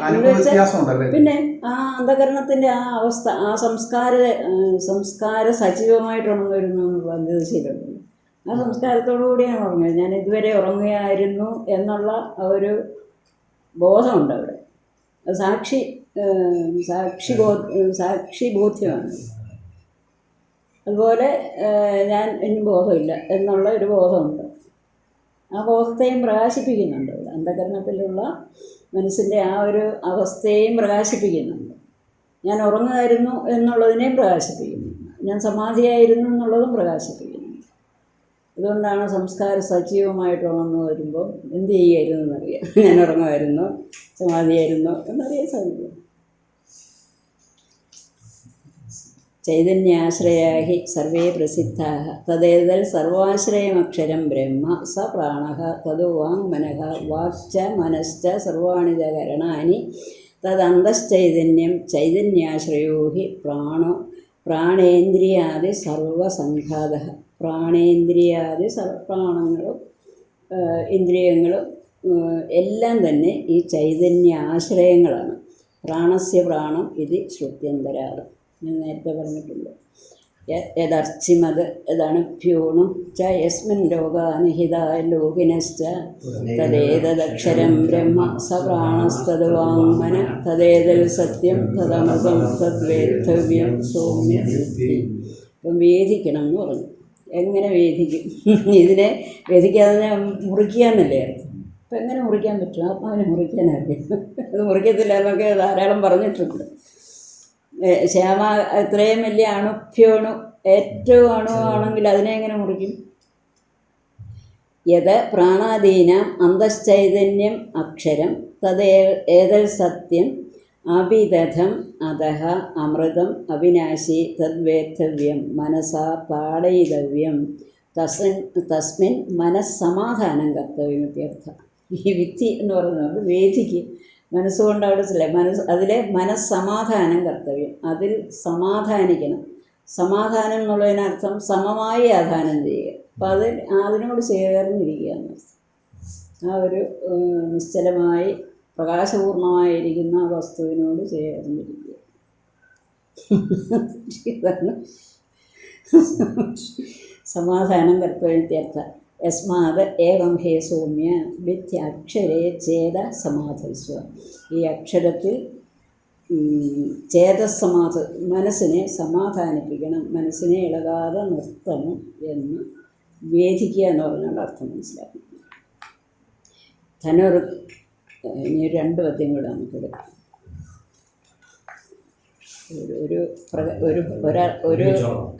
ഒരെണ്ണം ഒരാശയം പൂർണ്ണമാണ്. ധനുർഗൃഹേത്വ ഔപനിഷദം മഹാസ്ത്രം ശരം ഹ്യുപാസാനിശിതം സന്ധൈത ആയമ്യതദ്ഭാവഗതേന ചേതസ ലക്ഷ്യം തദേവ അക്ഷരം സൗമ്യ വിദ്ധി. ധനുർഗൃഹീത്വ ഔപനിഷദം മഹാസ്ത്രം ശരം ഉപാസാനിശിതം സന്ധയീത ആയമ്യതദ്ഭാവഗതേന ചേതസാ ലക്ഷ്യം തദേവ അക്ഷരം സൗമ്യവിദ്ധി. ധനുഃ ഗൃഹീത്വ ഔപനിഷദം മഹാസ്ത്രം ശരം ഹി ഉപാസാനിശിതം സന്ധയീത ആയമ്യ സന്ധതി സന്ധയീത സന്ധയീത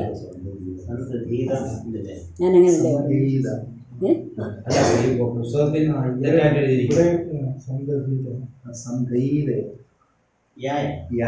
ഇതില് മലയാളത്തില് സന്ധായ എന്നല്ലേ സന്ധയീത സംധാനം ചെയ്യുക.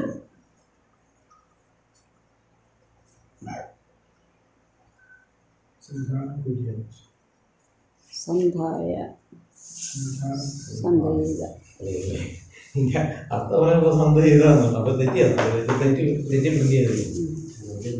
ധനുർഗൃഹീത്വ ഒരു ധനുസ് വേദിക്കണമെന്നല്ലേ പറഞ്ഞു. ഇപ്പോൾ അമ്പുകൊണ്ടുള്ള വേദിക്കുന്നത്. അപ്പോൾ അതിനെ ഒരു രൂപകം ചെയ്ത് പറയുകയാണ്. ഒരു ധനുസ്, ആ ധനുസിനെ ധനുർഗൃഹീത്വ ധനുസിനെ എടുക്കണം. എന്നിട്ട് അതെന്താണ് ഔപനിഷദം മഹാസ്ത്രം, ഉപനിഷത്തിലുള്ള ഈ ബ്രഹ്മവിദ്യ അതിനെ മഹാസ്ത്രമായിട്ട് എടുക്കണം. അതിലൊരു ശരം വയ്ക്കണം. എന്താണ് ശരം? ഉപാസാനിശിതം സന്ധയീത. ഉപാസാനിശിതം, ഉപാസന കൊണ്ട് നിശിതമായത്. നിശിതം എന്ന് പറഞ്ഞാൽ നല്ല മൂർച്ചയുള്ളതാണ്. അതായത് ഈ മൂർച്ച കൂടുന്നത് എങ്ങനെയാണ്? ആ അറ്റത്ത് മറ്റൊന്നും ഇല്ലാതെ അങ്ങനെ പോയിൻ്റിടെന്ന് പറയുന്ന പോലെ.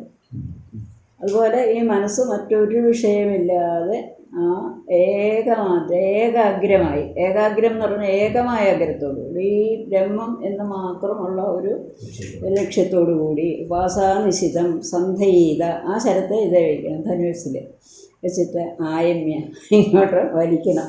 അയമ്യ തൽഭാവഗതേന ചേതസ.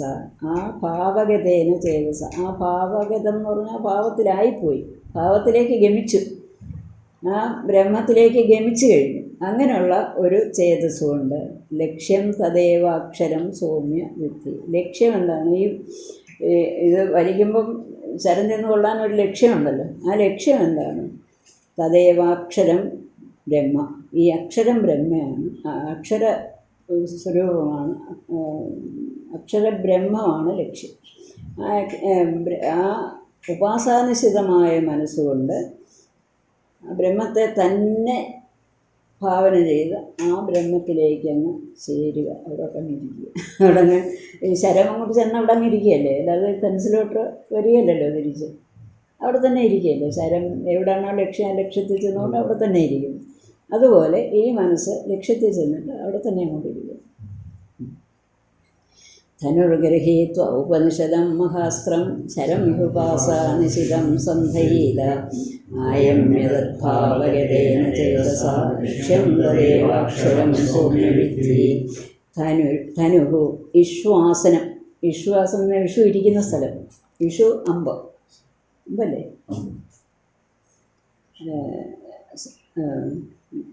വിശ്വാസനം ഗൃഹീത്വ ആദായ ഔപനിഷദം ഉപനിഷത്സു ഭവം. വിഷുവില്ല. ധനുസ് എന്ന് പറയുന്നത് ഇഷ്വാസനം, വിഷു ഇരിക്കുന്ന സ്ഥലം. വിഷു എന്ന് പറയുന്നത് അമ്പ ഇവിടെ വയ്ക്കുന്നത് വലിയതല്ലേ ഇരിക്കുന്നത്. എന്താണ് ഈ വില്ലെന്ന് പറഞ്ഞത്? ഗൃഹീത്വ ആദായ ഔപനിഷദം മഹാസ്ത്രം എന്നല്ലേ. അപ്പം ആ മഹാസ്ത്രം ഉപനിഷത്സു ഭവം പ്രസിദ്ധം മഹാസ്ത്രം മഹച്ച തദസ്ത്രം ച മഹാസ്ത്രം ധനുഹു തസ്മിൻ ശരം. ഒരു ധനുസ്, അതിലൊരു ശരം. ഇത്രയാണ് ഇത്. രൂപകം എന്ന് പറയുന്നത് അത് തന്നെയാണ്. ഇതെന്ന് പറയുന്നതാണ് രൂപകം. അതെ, വിഷു ഛായം അടുത്ത് വരുന്നുണ്ട്. അന്നേരം അതിനകത്ത് ഓരോന്നും പറഞ്ഞിട്ടുണ്ട്. അർത്ഥമുണ്ട്. തസ്മിൻ ശരം കിം വിശിഷ്ടം ഇത്യാഹ ഉപാസാനിശിതം സന്തതാഭിധ്യാനേന തനൂവൃതം സംസ്കൃതമിത്യത്. അപ്പോൾ സന്തതയാനുവൃത്തിയ ഭാഗവതത്തിൽ പറഞ്ഞ പോലെ അങ്ങനെ ആ സന്തതമുള്ള ഉപാസന കൊണ്ട് ഉപാസാനിശിതം സന്തതാഭിധ്യാനേന തനൂവൃതം. ആ സന്തതമുള്ള ഈ മനസ്സിനെ എങ്ങനെ തനൂകൃതമാക്കുന്നു? തനൂകൃതം തനു പറഞ്ഞാൽ അല്ലല്ല, തനു എന്ന് പറഞ്ഞാൽ പൊടി നമുക്കല്ലേ തനു, വളരെ ചെറുത്. അങ്ങനെ ആക്കുന്ന എങ്ങനെ മനസ്സിന് അത് തന്നെ എല്ലാ വിഷയം മനസ്സിൻ്റെ ചലനമല്ല നിൽക്കുന്നു. അപ്പോൾ വിഷയമൊന്നുമില്ലാതിരിക്കും. തനുകൃതം ഈ ഒരു വിഷയം മാത്രമേ കാണാവൂ. ബ്രഹ്മം എന്നുള്ളതിനെ നമുക്ക് ബ്രഹ്മത്തിനെ അറിഞ്ഞില്ലല്ലോ, അറിയാനുള്ള പരിശ്രമമല്ലേ. സന്തതാഭിധ്യാനേന തനൂകൃതം സംസ്കൃതമെത്തിയത് സന്ധയേത സന്ധാനം കുര്യാത്. സന്ധായ ച ആയമ്യ. സന്ധാനം വെച്ചാൽ അതിലോട്ട് വയ്ക്കുക, ഇങ്ങനെ വില്ല് കൊടുത്തിട്ട് അമ്പിങ്ങനെ വയ്ക്കുക, അതാണ് സന്ധാനം ചെയ്യാറുള്ളത്. ആയമ്യ ആദൃശ്യ, അതിനെ ഇങ്ങോട്ട് വലിക്കണം. എങ്ങനെയാണ് ഈ ഇതിനെ വലിച്ചങ്ങോട്ട് വിടുന്നത്, അമ്പിനെ വലിച്ചു വിടുന്നത്? സ്വവിഷയാത് വിനിവർത്തിയ ലക്ഷ്യേ ഏവ ആവർജിതം കൃത്വ ഇത്യർത്ഥ. അപ്പം അങ്ങനെ ആയമ്യ എന്ന് പറഞ്ഞതുകൊണ്ട് സേന്ദ്രിയം അന്ധകരണം, എല്ലാ ഇന്ദ്രിയ വൃത്തികളെയും ഇന്ദ്രിയങ്ങളെയും മനസ്സിനെയും കൊടുന്ന് ഇന്ദ്രിയത്തെ അടയ്ക്കുക എന്ന് പറഞ്ഞാൽ ഇന്ദ്രിയ വൃത്തികളില്ലാതാകുക. അപ്പം എല്ലാ ഇന്ദ്രിയ വൃത്തികളെയും അടക്കി മനോവൃത്തികളെയും അടക്കി. അപ്പോൾ സേന്ദ്രിയം അന്ധകരണം സ്വവിഷയാത് വിനിവർത്തിയ. അപ്പോൾ ഒരു ഉപാധിയും അല്ലെങ്കിൽ ഒരു കാരണവും അത് അതിൻ്റെ പ്രവൃത്തിയിലേക്ക് പ്രവേശിക്കാതെ നിർത്തിയിട്ട് വിനിവർത്തിയ ലക്ഷ്യേവ ആവർജിതം കൃത്വ. ലക്ഷ്യത്തിലേക്ക് തന്നെ. നല്ല ഈ അർജുനൻ്റെ അമ്പ ചെയ്യുമ്പോഴൊക്കെ പറയുന്നില്ലേ, എന്താ കാണുന്നത്, ഇങ്ങനെ കാണുന്ന ഓരോ കണ്ണിലൂടെ കണ്ണ് മാത്രം കാണുന്നു എന്ന് പറഞ്ഞപ്പോൾ എന്നാ ഇതൊന്നും. അതുപോലെ ഈ ലക്ഷ്യം മാത്രമേ കാണാവുള്ളൂ, ലക്ഷ്യത്തിലേക്ക് മാത്രം പോകണം. ലക്ഷ്യം കണ്ടില്ല, ലക്ഷ്യം കാണാൻ പോകുന്നേ ഉള്ളൂ, ശരം അങ്ങോട്ട് പുറപ്പെടുന്നേ ഉള്ളൂ. സ്വവിഷയാത് വിനിവർത്തിയ ലക്ഷ്യേവ ആവർജിതം. ആ ലക്ഷ്യത്തിലേക്ക് തന്നെ, അതിനെ തന്നെ ലക്ഷീകരിച്ചുകൊണ്ട്. ഇതർത്ഥ നഹി ഹസ്തേനേവ ധനുഷ ആയമനം ഇഹ സംഭവതി. കൈകൊണ്ട് പിടിച്ചു വിടാൻ പറ്റത്തില്ലല്ലോ, കൈകൊണ്ട് പിന്നെ അമ്പിനെ എടുത്തു വിടാൻ പറ്റത്തില്ല. പിന്നെന്തോ അതിനർത്ഥം?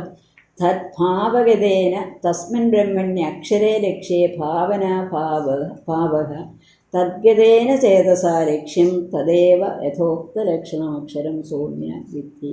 അപ്പം അങ്ങനെ അമ്പ ചെയ്യുക എന്ന് പറഞ്ഞുകൊണ്ട് എന്താണ്? തൽഭാവഗതേന അതിൽ മാത്രം മനസ്സ് നിൽക്കണം. ആ മറ്റെല്ലാം വിടണം. ഈ അതിലോട്ട് ചെല്ലാൻ പോകുന്നേ ഉള്ളൂ. അപ്പം ബാക്കിയെല്ലാം വിട്ടിട്ട് വേണം പോകാൻ. അപ്പം നമ്മൾ അറിഞ്ഞില്ല ഇതിന്, പക്ഷേ വിഷയങ്ങളെ വിടുകയും ചെയ്തു. എല്ലാ വിഷയങ്ങളെയും തദ്ഭാവഗതേന തസ്മിൻ ബ്രഹ്മണി അക്ഷരേ ലക്ഷ്യേ ഭാവന ഭാവക. അതിനെ തന്നെ ഭാവന ചെയ്യും. അതായത് എല്ലാ വിഷയത്തെയും കളയുകയാണല്ലോ. ഇതിനെ കൊണ്ടുവരാൻ പറ്റത്തില്ലല്ലോ, നമുക്ക് വിഷയമില്ലാത്തൊരവസ്ഥ കൊണ്ടുവരാൻ പറ്റത്തില്ല. അപ്പം എല്ലാ വിഷയങ്ങളെയും വിട്ട് കഴിയുമ്പോൾ ഒരു വിഷയമില്ലാതിരിക്കും. അങ്ങനെയല്ലേ വിഷയത്തെ ഇല്ലാതാക്കാൻ പറ്റും, നിരാകരിക്കാൻ അങ്ങനെ പറ്റുള്ളൂ. അപ്പം വിഷയത്തെ എല്ലാം വിട്ടിട്ട് തൽഭാവഗതേന തസ്മിൻ ബ്രഹ്മണി അക്ഷരേ ലക്ഷ്യേ ഭാവന ഭാവക തൽഗതേന ചേതസ. അതിൽ തന്നെ മനസ്സ് വെച്ചിട്ട് അവിടെ ഒരു വിഷയത്തിലേക്കും പോകാതെ തദ്ഗതേന ചേതസ ലക്ഷ്യം തദേവ യഥോക്ത ലക്ഷണം അക്ഷരം സൗമ്യ വിദ്ധി. ആ അക്ഷരത്തിനെ തന്നെ എല്ലാ വിഷയങ്ങളിൽ നിന്നും മനസ്സിനെ ഇങ്ങോട്ട് നിവർത്തിപ്പിച്ചിട്ട് ആ ബ്രഹ്മത്തിലേക്ക് തന്നെ മനസ്സിനെ അങ്ങോട്ട് പ്രവേശിപ്പിക്കാൻ നോക്കും. അങ്ങനെ വരുമ്പോൾ ആ വിഷയത്തിൽ തനുർഗൃഹീത്വ ഉപനിഷദം മഹാസ്ത്രം ശരം യുപാസാനിശിതം സന്ധയീത ആയമ്യതദ്ഭാവഗതേന ചേതസാ ലക്ഷ്യം തദേവാക്ഷരം സൗമ്യ വിദ്ധി. പ്രണവോ ധനുശ്ശരോ ഹി ആത്മാ ബ്രഹ്മതല്ലക്ഷ്യമുച്യതേ അപ്രമത്തേന വേദ്ധവ്യം ശരവത്തന്മയോ ഭവേത്. ഇതുവരെ ശരമെടുക്കണം, അമ്പെടുക്കണം, വില്ലെടുക്കണം എന്നൊക്കെ പറഞ്ഞേ ഉള്ളൂ. എന്തമ്പാണ് എന്തോ വില്ലാണ് എടുക്കേണ്ടതെന്ന് പറയുക. ഇനി പ്രണവ ധനുഹു ശരഹ ഹി ആത്മാ ബ്രഹ്മ തത് ലക്ഷ്യമുച്യതേ അപ്രമത്തേന വേദ്ധവ്യം ശരവത് തന്മയോ ഭവേത്. പ്രണവ ധനു, ഒരു ധനു എടുക്കാൻ പറഞ്ഞല്ലോ. എന്തുവാണ് ധനു? പ്രണവ. പ്രണവോപാസനയ്ക്കാണ് ഏറ്റവും പ്രാധാന്യം. ഈ വൈദിക ഉപാസനകളിലെ ഏറ്റവും പ്രാധാന്യം പ്രണവോപാസനയ്ക്ക്. അപ്പോൾ ഇവിടെ പ്രണവമാണ് ധനു. അതായത് നമ്മുടെ മനസ്സ് പ്രണവം ജപിച്ച് പ്രണവാകാരമായി തീരണം. പ്രണവോ ധനു ശരോഹി ആത്മ. ഇനി ശരമുണ്ടൊരെണ്ണം, അതാണ് ആത്മ. ആത്മാഹി ശരഹ, ആത്മാവാണ് ശരം. ആത്മാവ് എന്താണ്? ഈ നമ്മുടെ വിജ്ഞാനമയനാണ് ഇവിടുത്തെ ആത്മാവ്, ജീവൻ. ആ ജീവനാണ് ആത്മാവ്. ശരോഹി ആത്മാ ബ്രഹ്മ തല്ലക്ഷ്യം ഉച്യതേ. നമ്മുടെ ഈ ഞാനറിയുന്നു എന്ന് നമുക്കെപ്പോഴും അനുഭവപ്പെടുന്ന ആ ഒരു വിജ്ഞാനമയനുണ്ടല്ലോ, ആ വിജ്ഞാനമയനെ അറിവിൽ കൊണ്ടുവയ്ക്കുക. അറിവായിട്ട് അങ്ങോട്ട് ഞാനുമില്ല, അറിയുന്ന ഒരു പ്രവൃത്തിയുമില്ല, ഒന്നുമില്ല, അറിവായിട്ട് തീരുക. അതാണ് ഇവിടെ പറഞ്ഞിരിക്കുന്നത്. അപ്പം പ്രണവ ധനുഹു ശരഹ ഹി ആത്മാ, ആത്മാവ് ആ ജീവനാണ് ആത്മാവ്, ശരം. ബ്രഹ്മ തല്ലക്ഷ്യമുച്യതേ, ബ്രഹ്മമാണ് അതിൻ്റെ ലക്ഷ്യം. അപ്പം ഈ ജീവനെ ഈ ബ്രഹ്മത്തിലെത്തിക്കുക എന്നുള്ളതാണ് ഇവിടെ ലക്ഷ്യം. അപ്രമത്തേന വേദ്ധവ്യം. നിങ്ങൾ പ്രമാദം, അവിടെ നമുക്ക് പ്രമാദമൊന്നും ഭവിക്കരുത്. തെറ്റെന്ന് എവിടെയെങ്കിലും ഒരു പതർച്ചയൊന്നും ഭവിക്കാതെ തന്നെ ഈ അമ്പങ്ങോട്ട് വലിച്ചു വിടണം. വേദ്ധവ്യം ശരവത് തന്മയോ ഭവേത്. എന്നിട്ട് എന്ത് വേണം? ഈ ഒരു തെറ്റും പറ്റാതെ ഈ അങ്ങോട്ടും ഇങ്ങോട്ടും ഒന്നും പോകാതെ ശരിക്കും അങ്ങനെയല്ലേ നമ്മൾ ഈ വട്ടമൊക്കെ വരച്ചിട്ട് അതിൻ്റെ അകത്ത് കൊള്ളുക എന്ന് പറഞ്ഞാൽ ഇവിടെ ആത്മാവാണ് ലക്ഷ്യം. ആത്മാവിലേക്ക് മനസ്സിനെ എത്തിച്ചിട്ട് ആ ശരം അവിടെ അങ്ങ് ഇരിക്കുകയാണല്ലോ, പിന്നെ ഒരു ചൂരി എടുത്തല്ലേ പോലും. നമ്മുടെ ഇവിടെ ഒരു ചൂരുണ്ട്, അവിടെ ഇരുന്നോട്ടെ. അപ്പം ശരവത് തന്മയോ ഭവേത്, ആ മനസ്സ്, ആ ജീവൻ ഈ ആത്മാവിൽ തന്നെ അവിടെ തന്മയമായിട്ട് ഭവിക്കണം.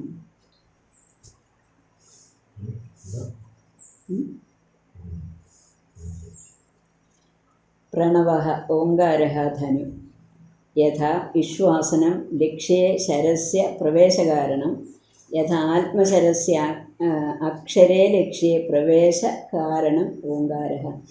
ഈ വിശ്വാസനം ലക്ഷ്യ, ഈ ധനുസിനെ ലക്ഷ്യത്തിലേക്ക്, ധനുസ് ഉപയോഗിച്ച് ലക്ഷ്യത്തിലേക്ക് ശരത്തെ വിടുകയാണ്, ഈ അമ്പിനെ വിടുകയാണ്. ആ അമ്പിന് പ്രവേശകാരണം യഥാത്മശരസ്യ അക്ഷരേ ലക്ഷ്യേ പ്രവേശകാരണം. അതേപോലെ ഈ വില്ലിലെ ഒരു ശരം വെച്ചിട്ട് ഈ ശരത്തെ ലക്ഷ്യത്തിലേക്ക് വിടുന്നു. ഇവിടെ വില്ലെന്താണ്? വില്ലിൻ്റെ സ്ഥാനത്തുള്ളത് ഓങ്കാരം. ഓങ്കാരം ധനു, ഓങ്കാരം ധനുസാകുന്നു. ഈ അമ്പെയ്യുമ്പോഴുള്ള ആ ധനുസിൻ്റെ ആ സ്ഥാനത്ത് നമ്മൾ ഈ സ്ഥാനീയമായിട്ട് ഈ മനസ്സിനെ ഓങ്കാരത്തെ കാണുന്നു. ഓങ്കാരം ആ ധനുസ്, ആ അമ്പെയ്യാൻ ധനുസ് എങ്ങനെ പ്രയോജനപ്പെടുന്നു, അപ്രകാരം ഈ ഓങ്കാരം നമുക്ക് ആത്മാവിനെ അറിയാൻ പ്രയോജനപ്പെടുന്നു. പ്രവേശകാരണം ഓങ്കാര. പ്രണവേന ഹ്യഭ്യസ്യമാനേന സംസ്ക്രിയമാണഃ തദാലംബനോ അപ്രതിബന്ധേന അക്ഷരേവതിഷ്ഠതേ. അപ്പോൾ ആ പ്രണവേന അഭ്യസ്യമാനേന, അഭ്യസിക്കുക എന്ന് പറഞ്ഞാൽ വീണ്ടും വീണ്ടും ചെയ്യുക, വീണ്ടും വീണ്ടും പ്രണവം ജപിക്കുക. പ്രണവം ജപിച്ച് സംസ്ക്രിയമാണഃ, മനസ്സ് സംസ്കരിക്കപ്പെടണം. എന്ന് പറഞ്ഞാൽ തനൂഭാവം, അവരെ തനൂകൃതമാകണം. അപ്പം മറ്റെല്ലാം പോയിട്ട് ഈ പിന്നെ പ്രണവം മാത്രം പ്രണവാകാരമായി തീരണം. തദാലംബന അപ്രതിബന്ധേന അക്ഷരേ അവതിഷ്ഠത. അങ്ങനെ ആ ഓങ്കാരമാകുന്ന ആലംബനത്തിൽ കൂടി ഈ മനസ്സ് പോയി അക്ഷര ബ്രഹ്മത്തിൽ അവതിഷ്ഠമാകുന്നു, അവിടെ പോയിരിക്കുന്നു, അതായത് അവിടെ സ്ഥിതി ചെയ്യുന്നു. ബാക്കിയെല്ലാം പോയിട്ട് ബാക്കി എല്ലാ വിഷയങ്ങളും അസ്തമിച്ചിട്ട് ആ കേവല ബോധം മാത്രമായിട്ടിരിക്കുന്നു, ചൈതന്യം മാത്രമായിട്ടിരിക്കുന്നു. സംസ്ക്രിയമാണസ്തദാലംബനോ അപ്രതിബന്ധേന അക്ഷരേ അവതിഷ്ഠതേ യഥാ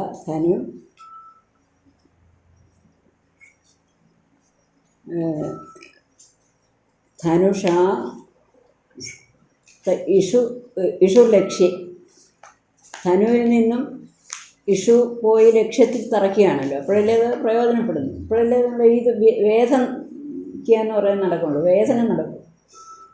അതുപോലെ ഈ ഉപാസന പ്രണവം ജപിച്ച് മനസ്സ് മറ്റു വിഷയത്തിൽ പോകാതെ ഒടുവിൽ ആ ലക്ഷ്യത്തിൽ തന്നെ, ബ്രഹ്മത്തിൽ തന്നെ ഈ പ്രണവവും അസ്തമിച്ച് ആ ബ്രഹ്മത്തിൽ തന്നെ നിലനിൽക്കുന്നു. ഋഷുലക്ഷ്യ അതഃ പ്രണവോ ധനുരിവ ധനു ശരോ ഹ്യാത്മോപാധിലക്ഷണ പരേവ ജലേ സൂര്യാധിപതിഃ പ്രവിഷ്ടോ ദേഹേ സർവബൗദ്ധപ്രത്യയ സാക്ഷിതയാ. ഇപ്പോൾ ഏതാണ് ശരം? ധനുസിന്നാണെന്ന് പറഞ്ഞു, ഓങ്കാരമാണെന്ന് പറഞ്ഞു. കാരണം ഓങ്കാരം ജപിച്ചാണ് ബ്രഹ്മത്തെ പ്രാപിക്കാൻ സാധിക്കുന്നത്. അതുകൊണ്ട് അത് ധനുസാണ്. ശരം എന്താണ്? ആത്മോപാധി ലക്ഷണ. ആത്മോപാധി ലക്ഷണം, ആത്മാവാകുന്ന ഉപാധി ലക്ഷണം. അതായത് പരേവ ജലേ സൂര്യാധിപത ഇഹ പ്രവിഷ്ട ദേഹേ സർവബൗദ്ധ പ്രത്യയ സാക്ഷിതയ.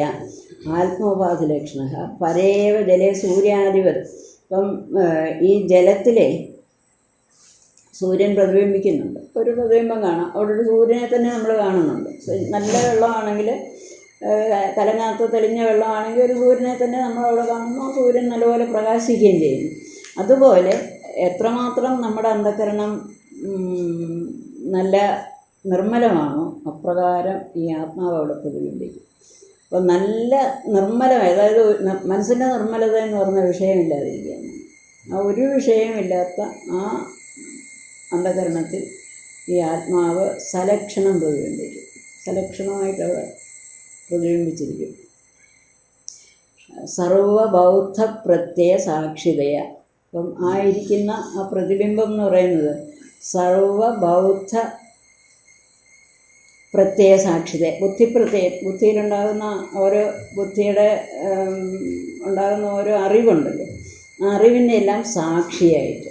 അപ്പോൾ നമ്മുടെ ഈ ഞാനറിയുന്നു എന്ന് പറയുന്നതും ഈ ആത്മാവും തമ്മിലുള്ള വ്യത്യാസം എന്നത്, ഞാനറിയുന്നു എന്ന് അറിയുന്ന അതിൻ്റെ ഒരു കർത്താവാണ്, അതിൻ്റെ സാക്ഷിയാണ്. ഇപ്പം ഇതിൻ്റെ അകത്ത് പറയുന്ന പോലെ ഏകയജ്ഞേന ഇതിനെ മൂന്നിനെയും പ്രകാശിപ്പിക്കുക. ഈ ത്രിപുടിയെ മുഴുവനും ഏകയജ്ഞേന, അതായത് അത് പ്രത്യേകം ഒന്നിനെ പ്രകാശിപ്പിക്കേണ്ട, അതിങ്ങനെ സാക്ഷിഭാവത്തിൽ നിൽക്കുന്നു, എല്ലാം ഇങ്ങനെ വെളിപ്പെടുന്നു. അങ്ങനെ അല്ല, ഇല്ല. കാരണം സാക്ഷി എന്ന് പറയുമ്പോൾ ഒരു സാക്ഷ്യം വന്നില്ല. ഈശ്വരനാണ് സാക്ഷി. ഇല്ല, ഈശ്വരൻ എന്ന് പറയുമ്പോൾ ഈശ്വരൻ നിയന്താവല്ലേ. അപ്പോൾ നിയന്ത്രിക്കണമെങ്കിൽ വിഷയം വേണ്ടേ?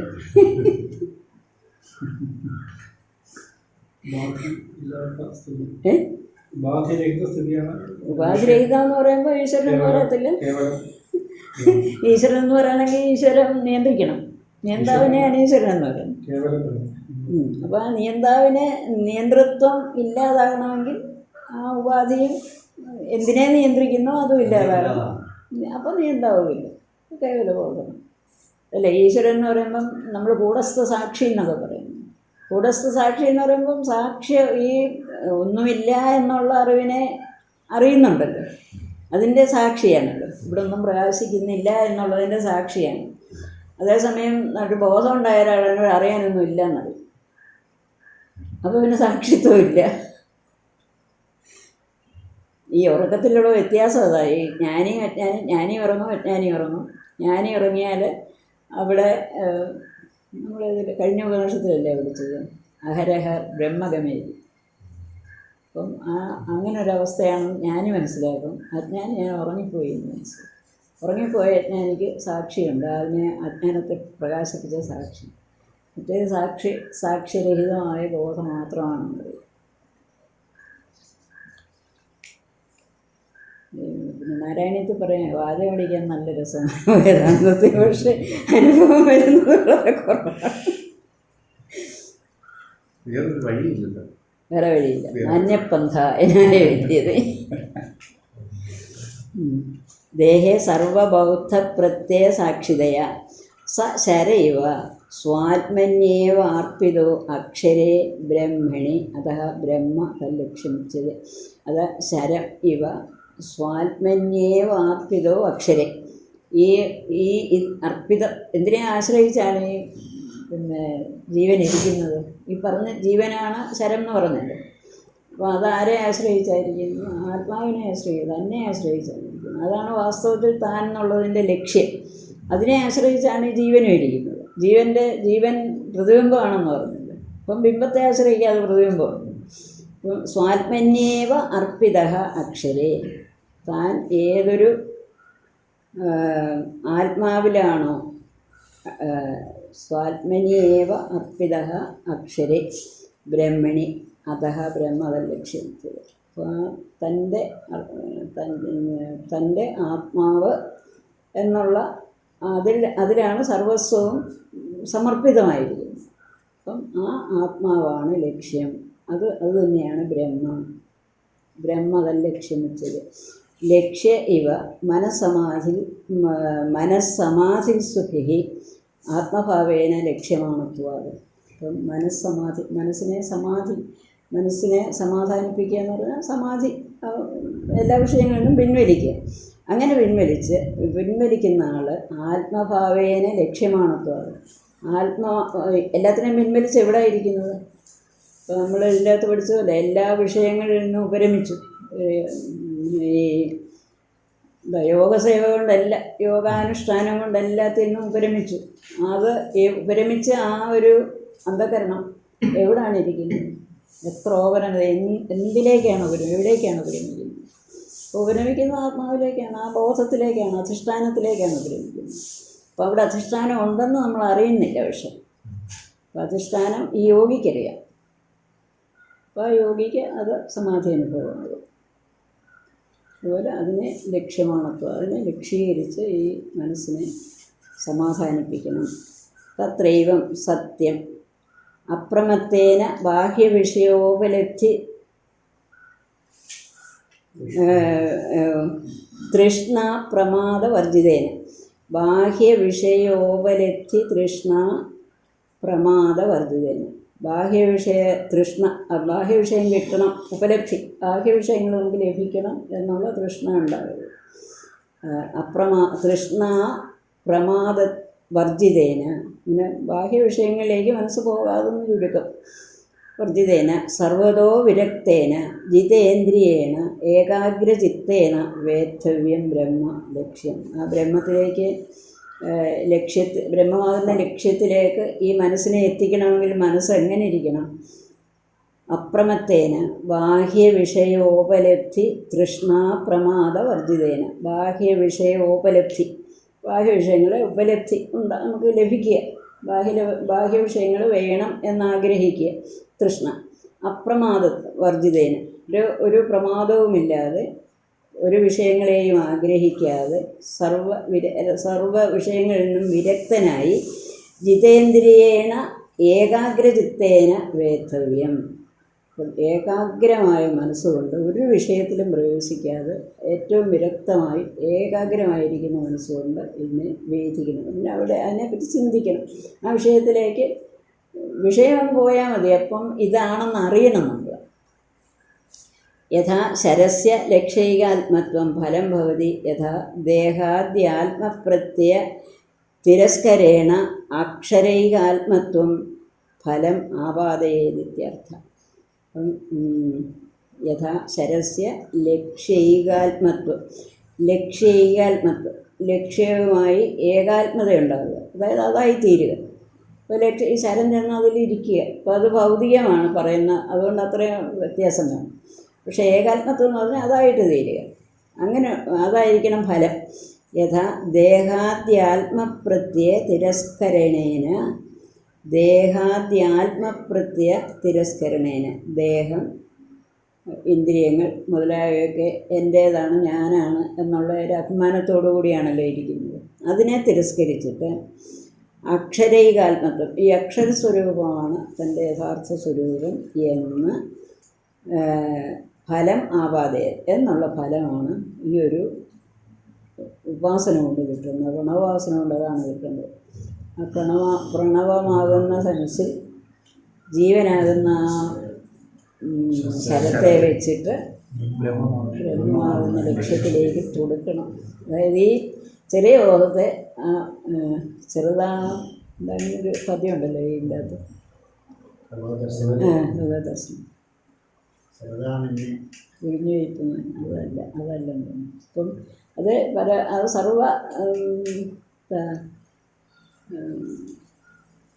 സർവജ്ഞാനശക്തി ഉപാധി, അവിടെ ഒരു ഉപാധിയുണ്ട്. ഉപാധി ആത്മാ, ഈശ്വരൻ. അവിദ്യോപാധി ആത്മാ, ജീവൻ.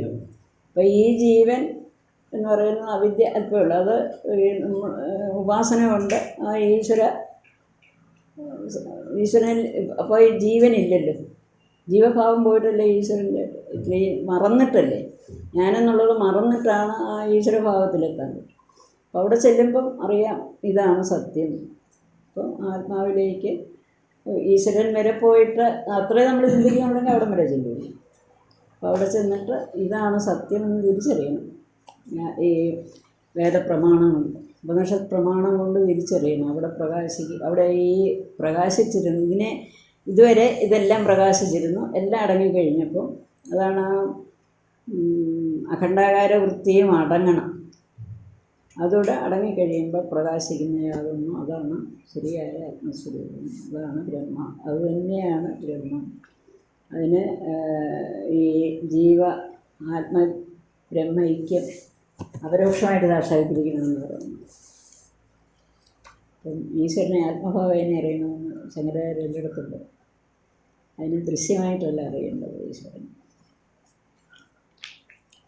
അപ്പം ടീച്ചറെ അതുവരെ സമാഹരിച്ചു വെച്ചിരിക്കുന്ന സംസ്കാരങ്ങൾ അതൊക്കെ ക്രമേണ അതല്ലേ വാസനാക്ഷയം എന്ന് പറയുന്നത്. ഈ ജീവന് അതുവരെ ശേഖരിച്ചിരിക്കുന്നത് എല്ലാം അനുഭവിച്ചു തീരേണ്ടി വരും.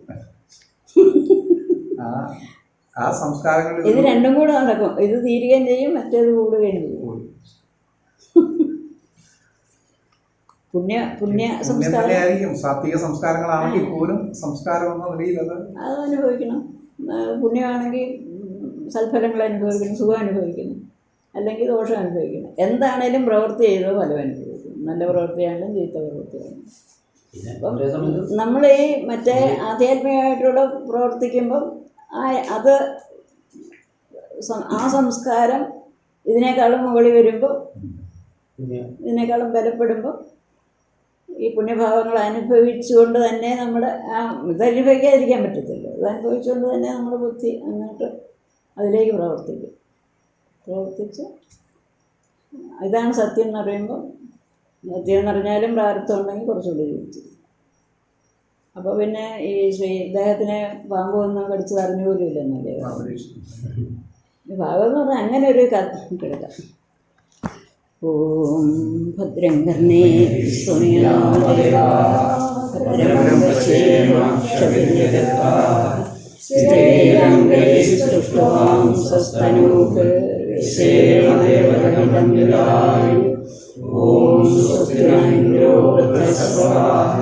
സ്വസ്തി പൂഷാ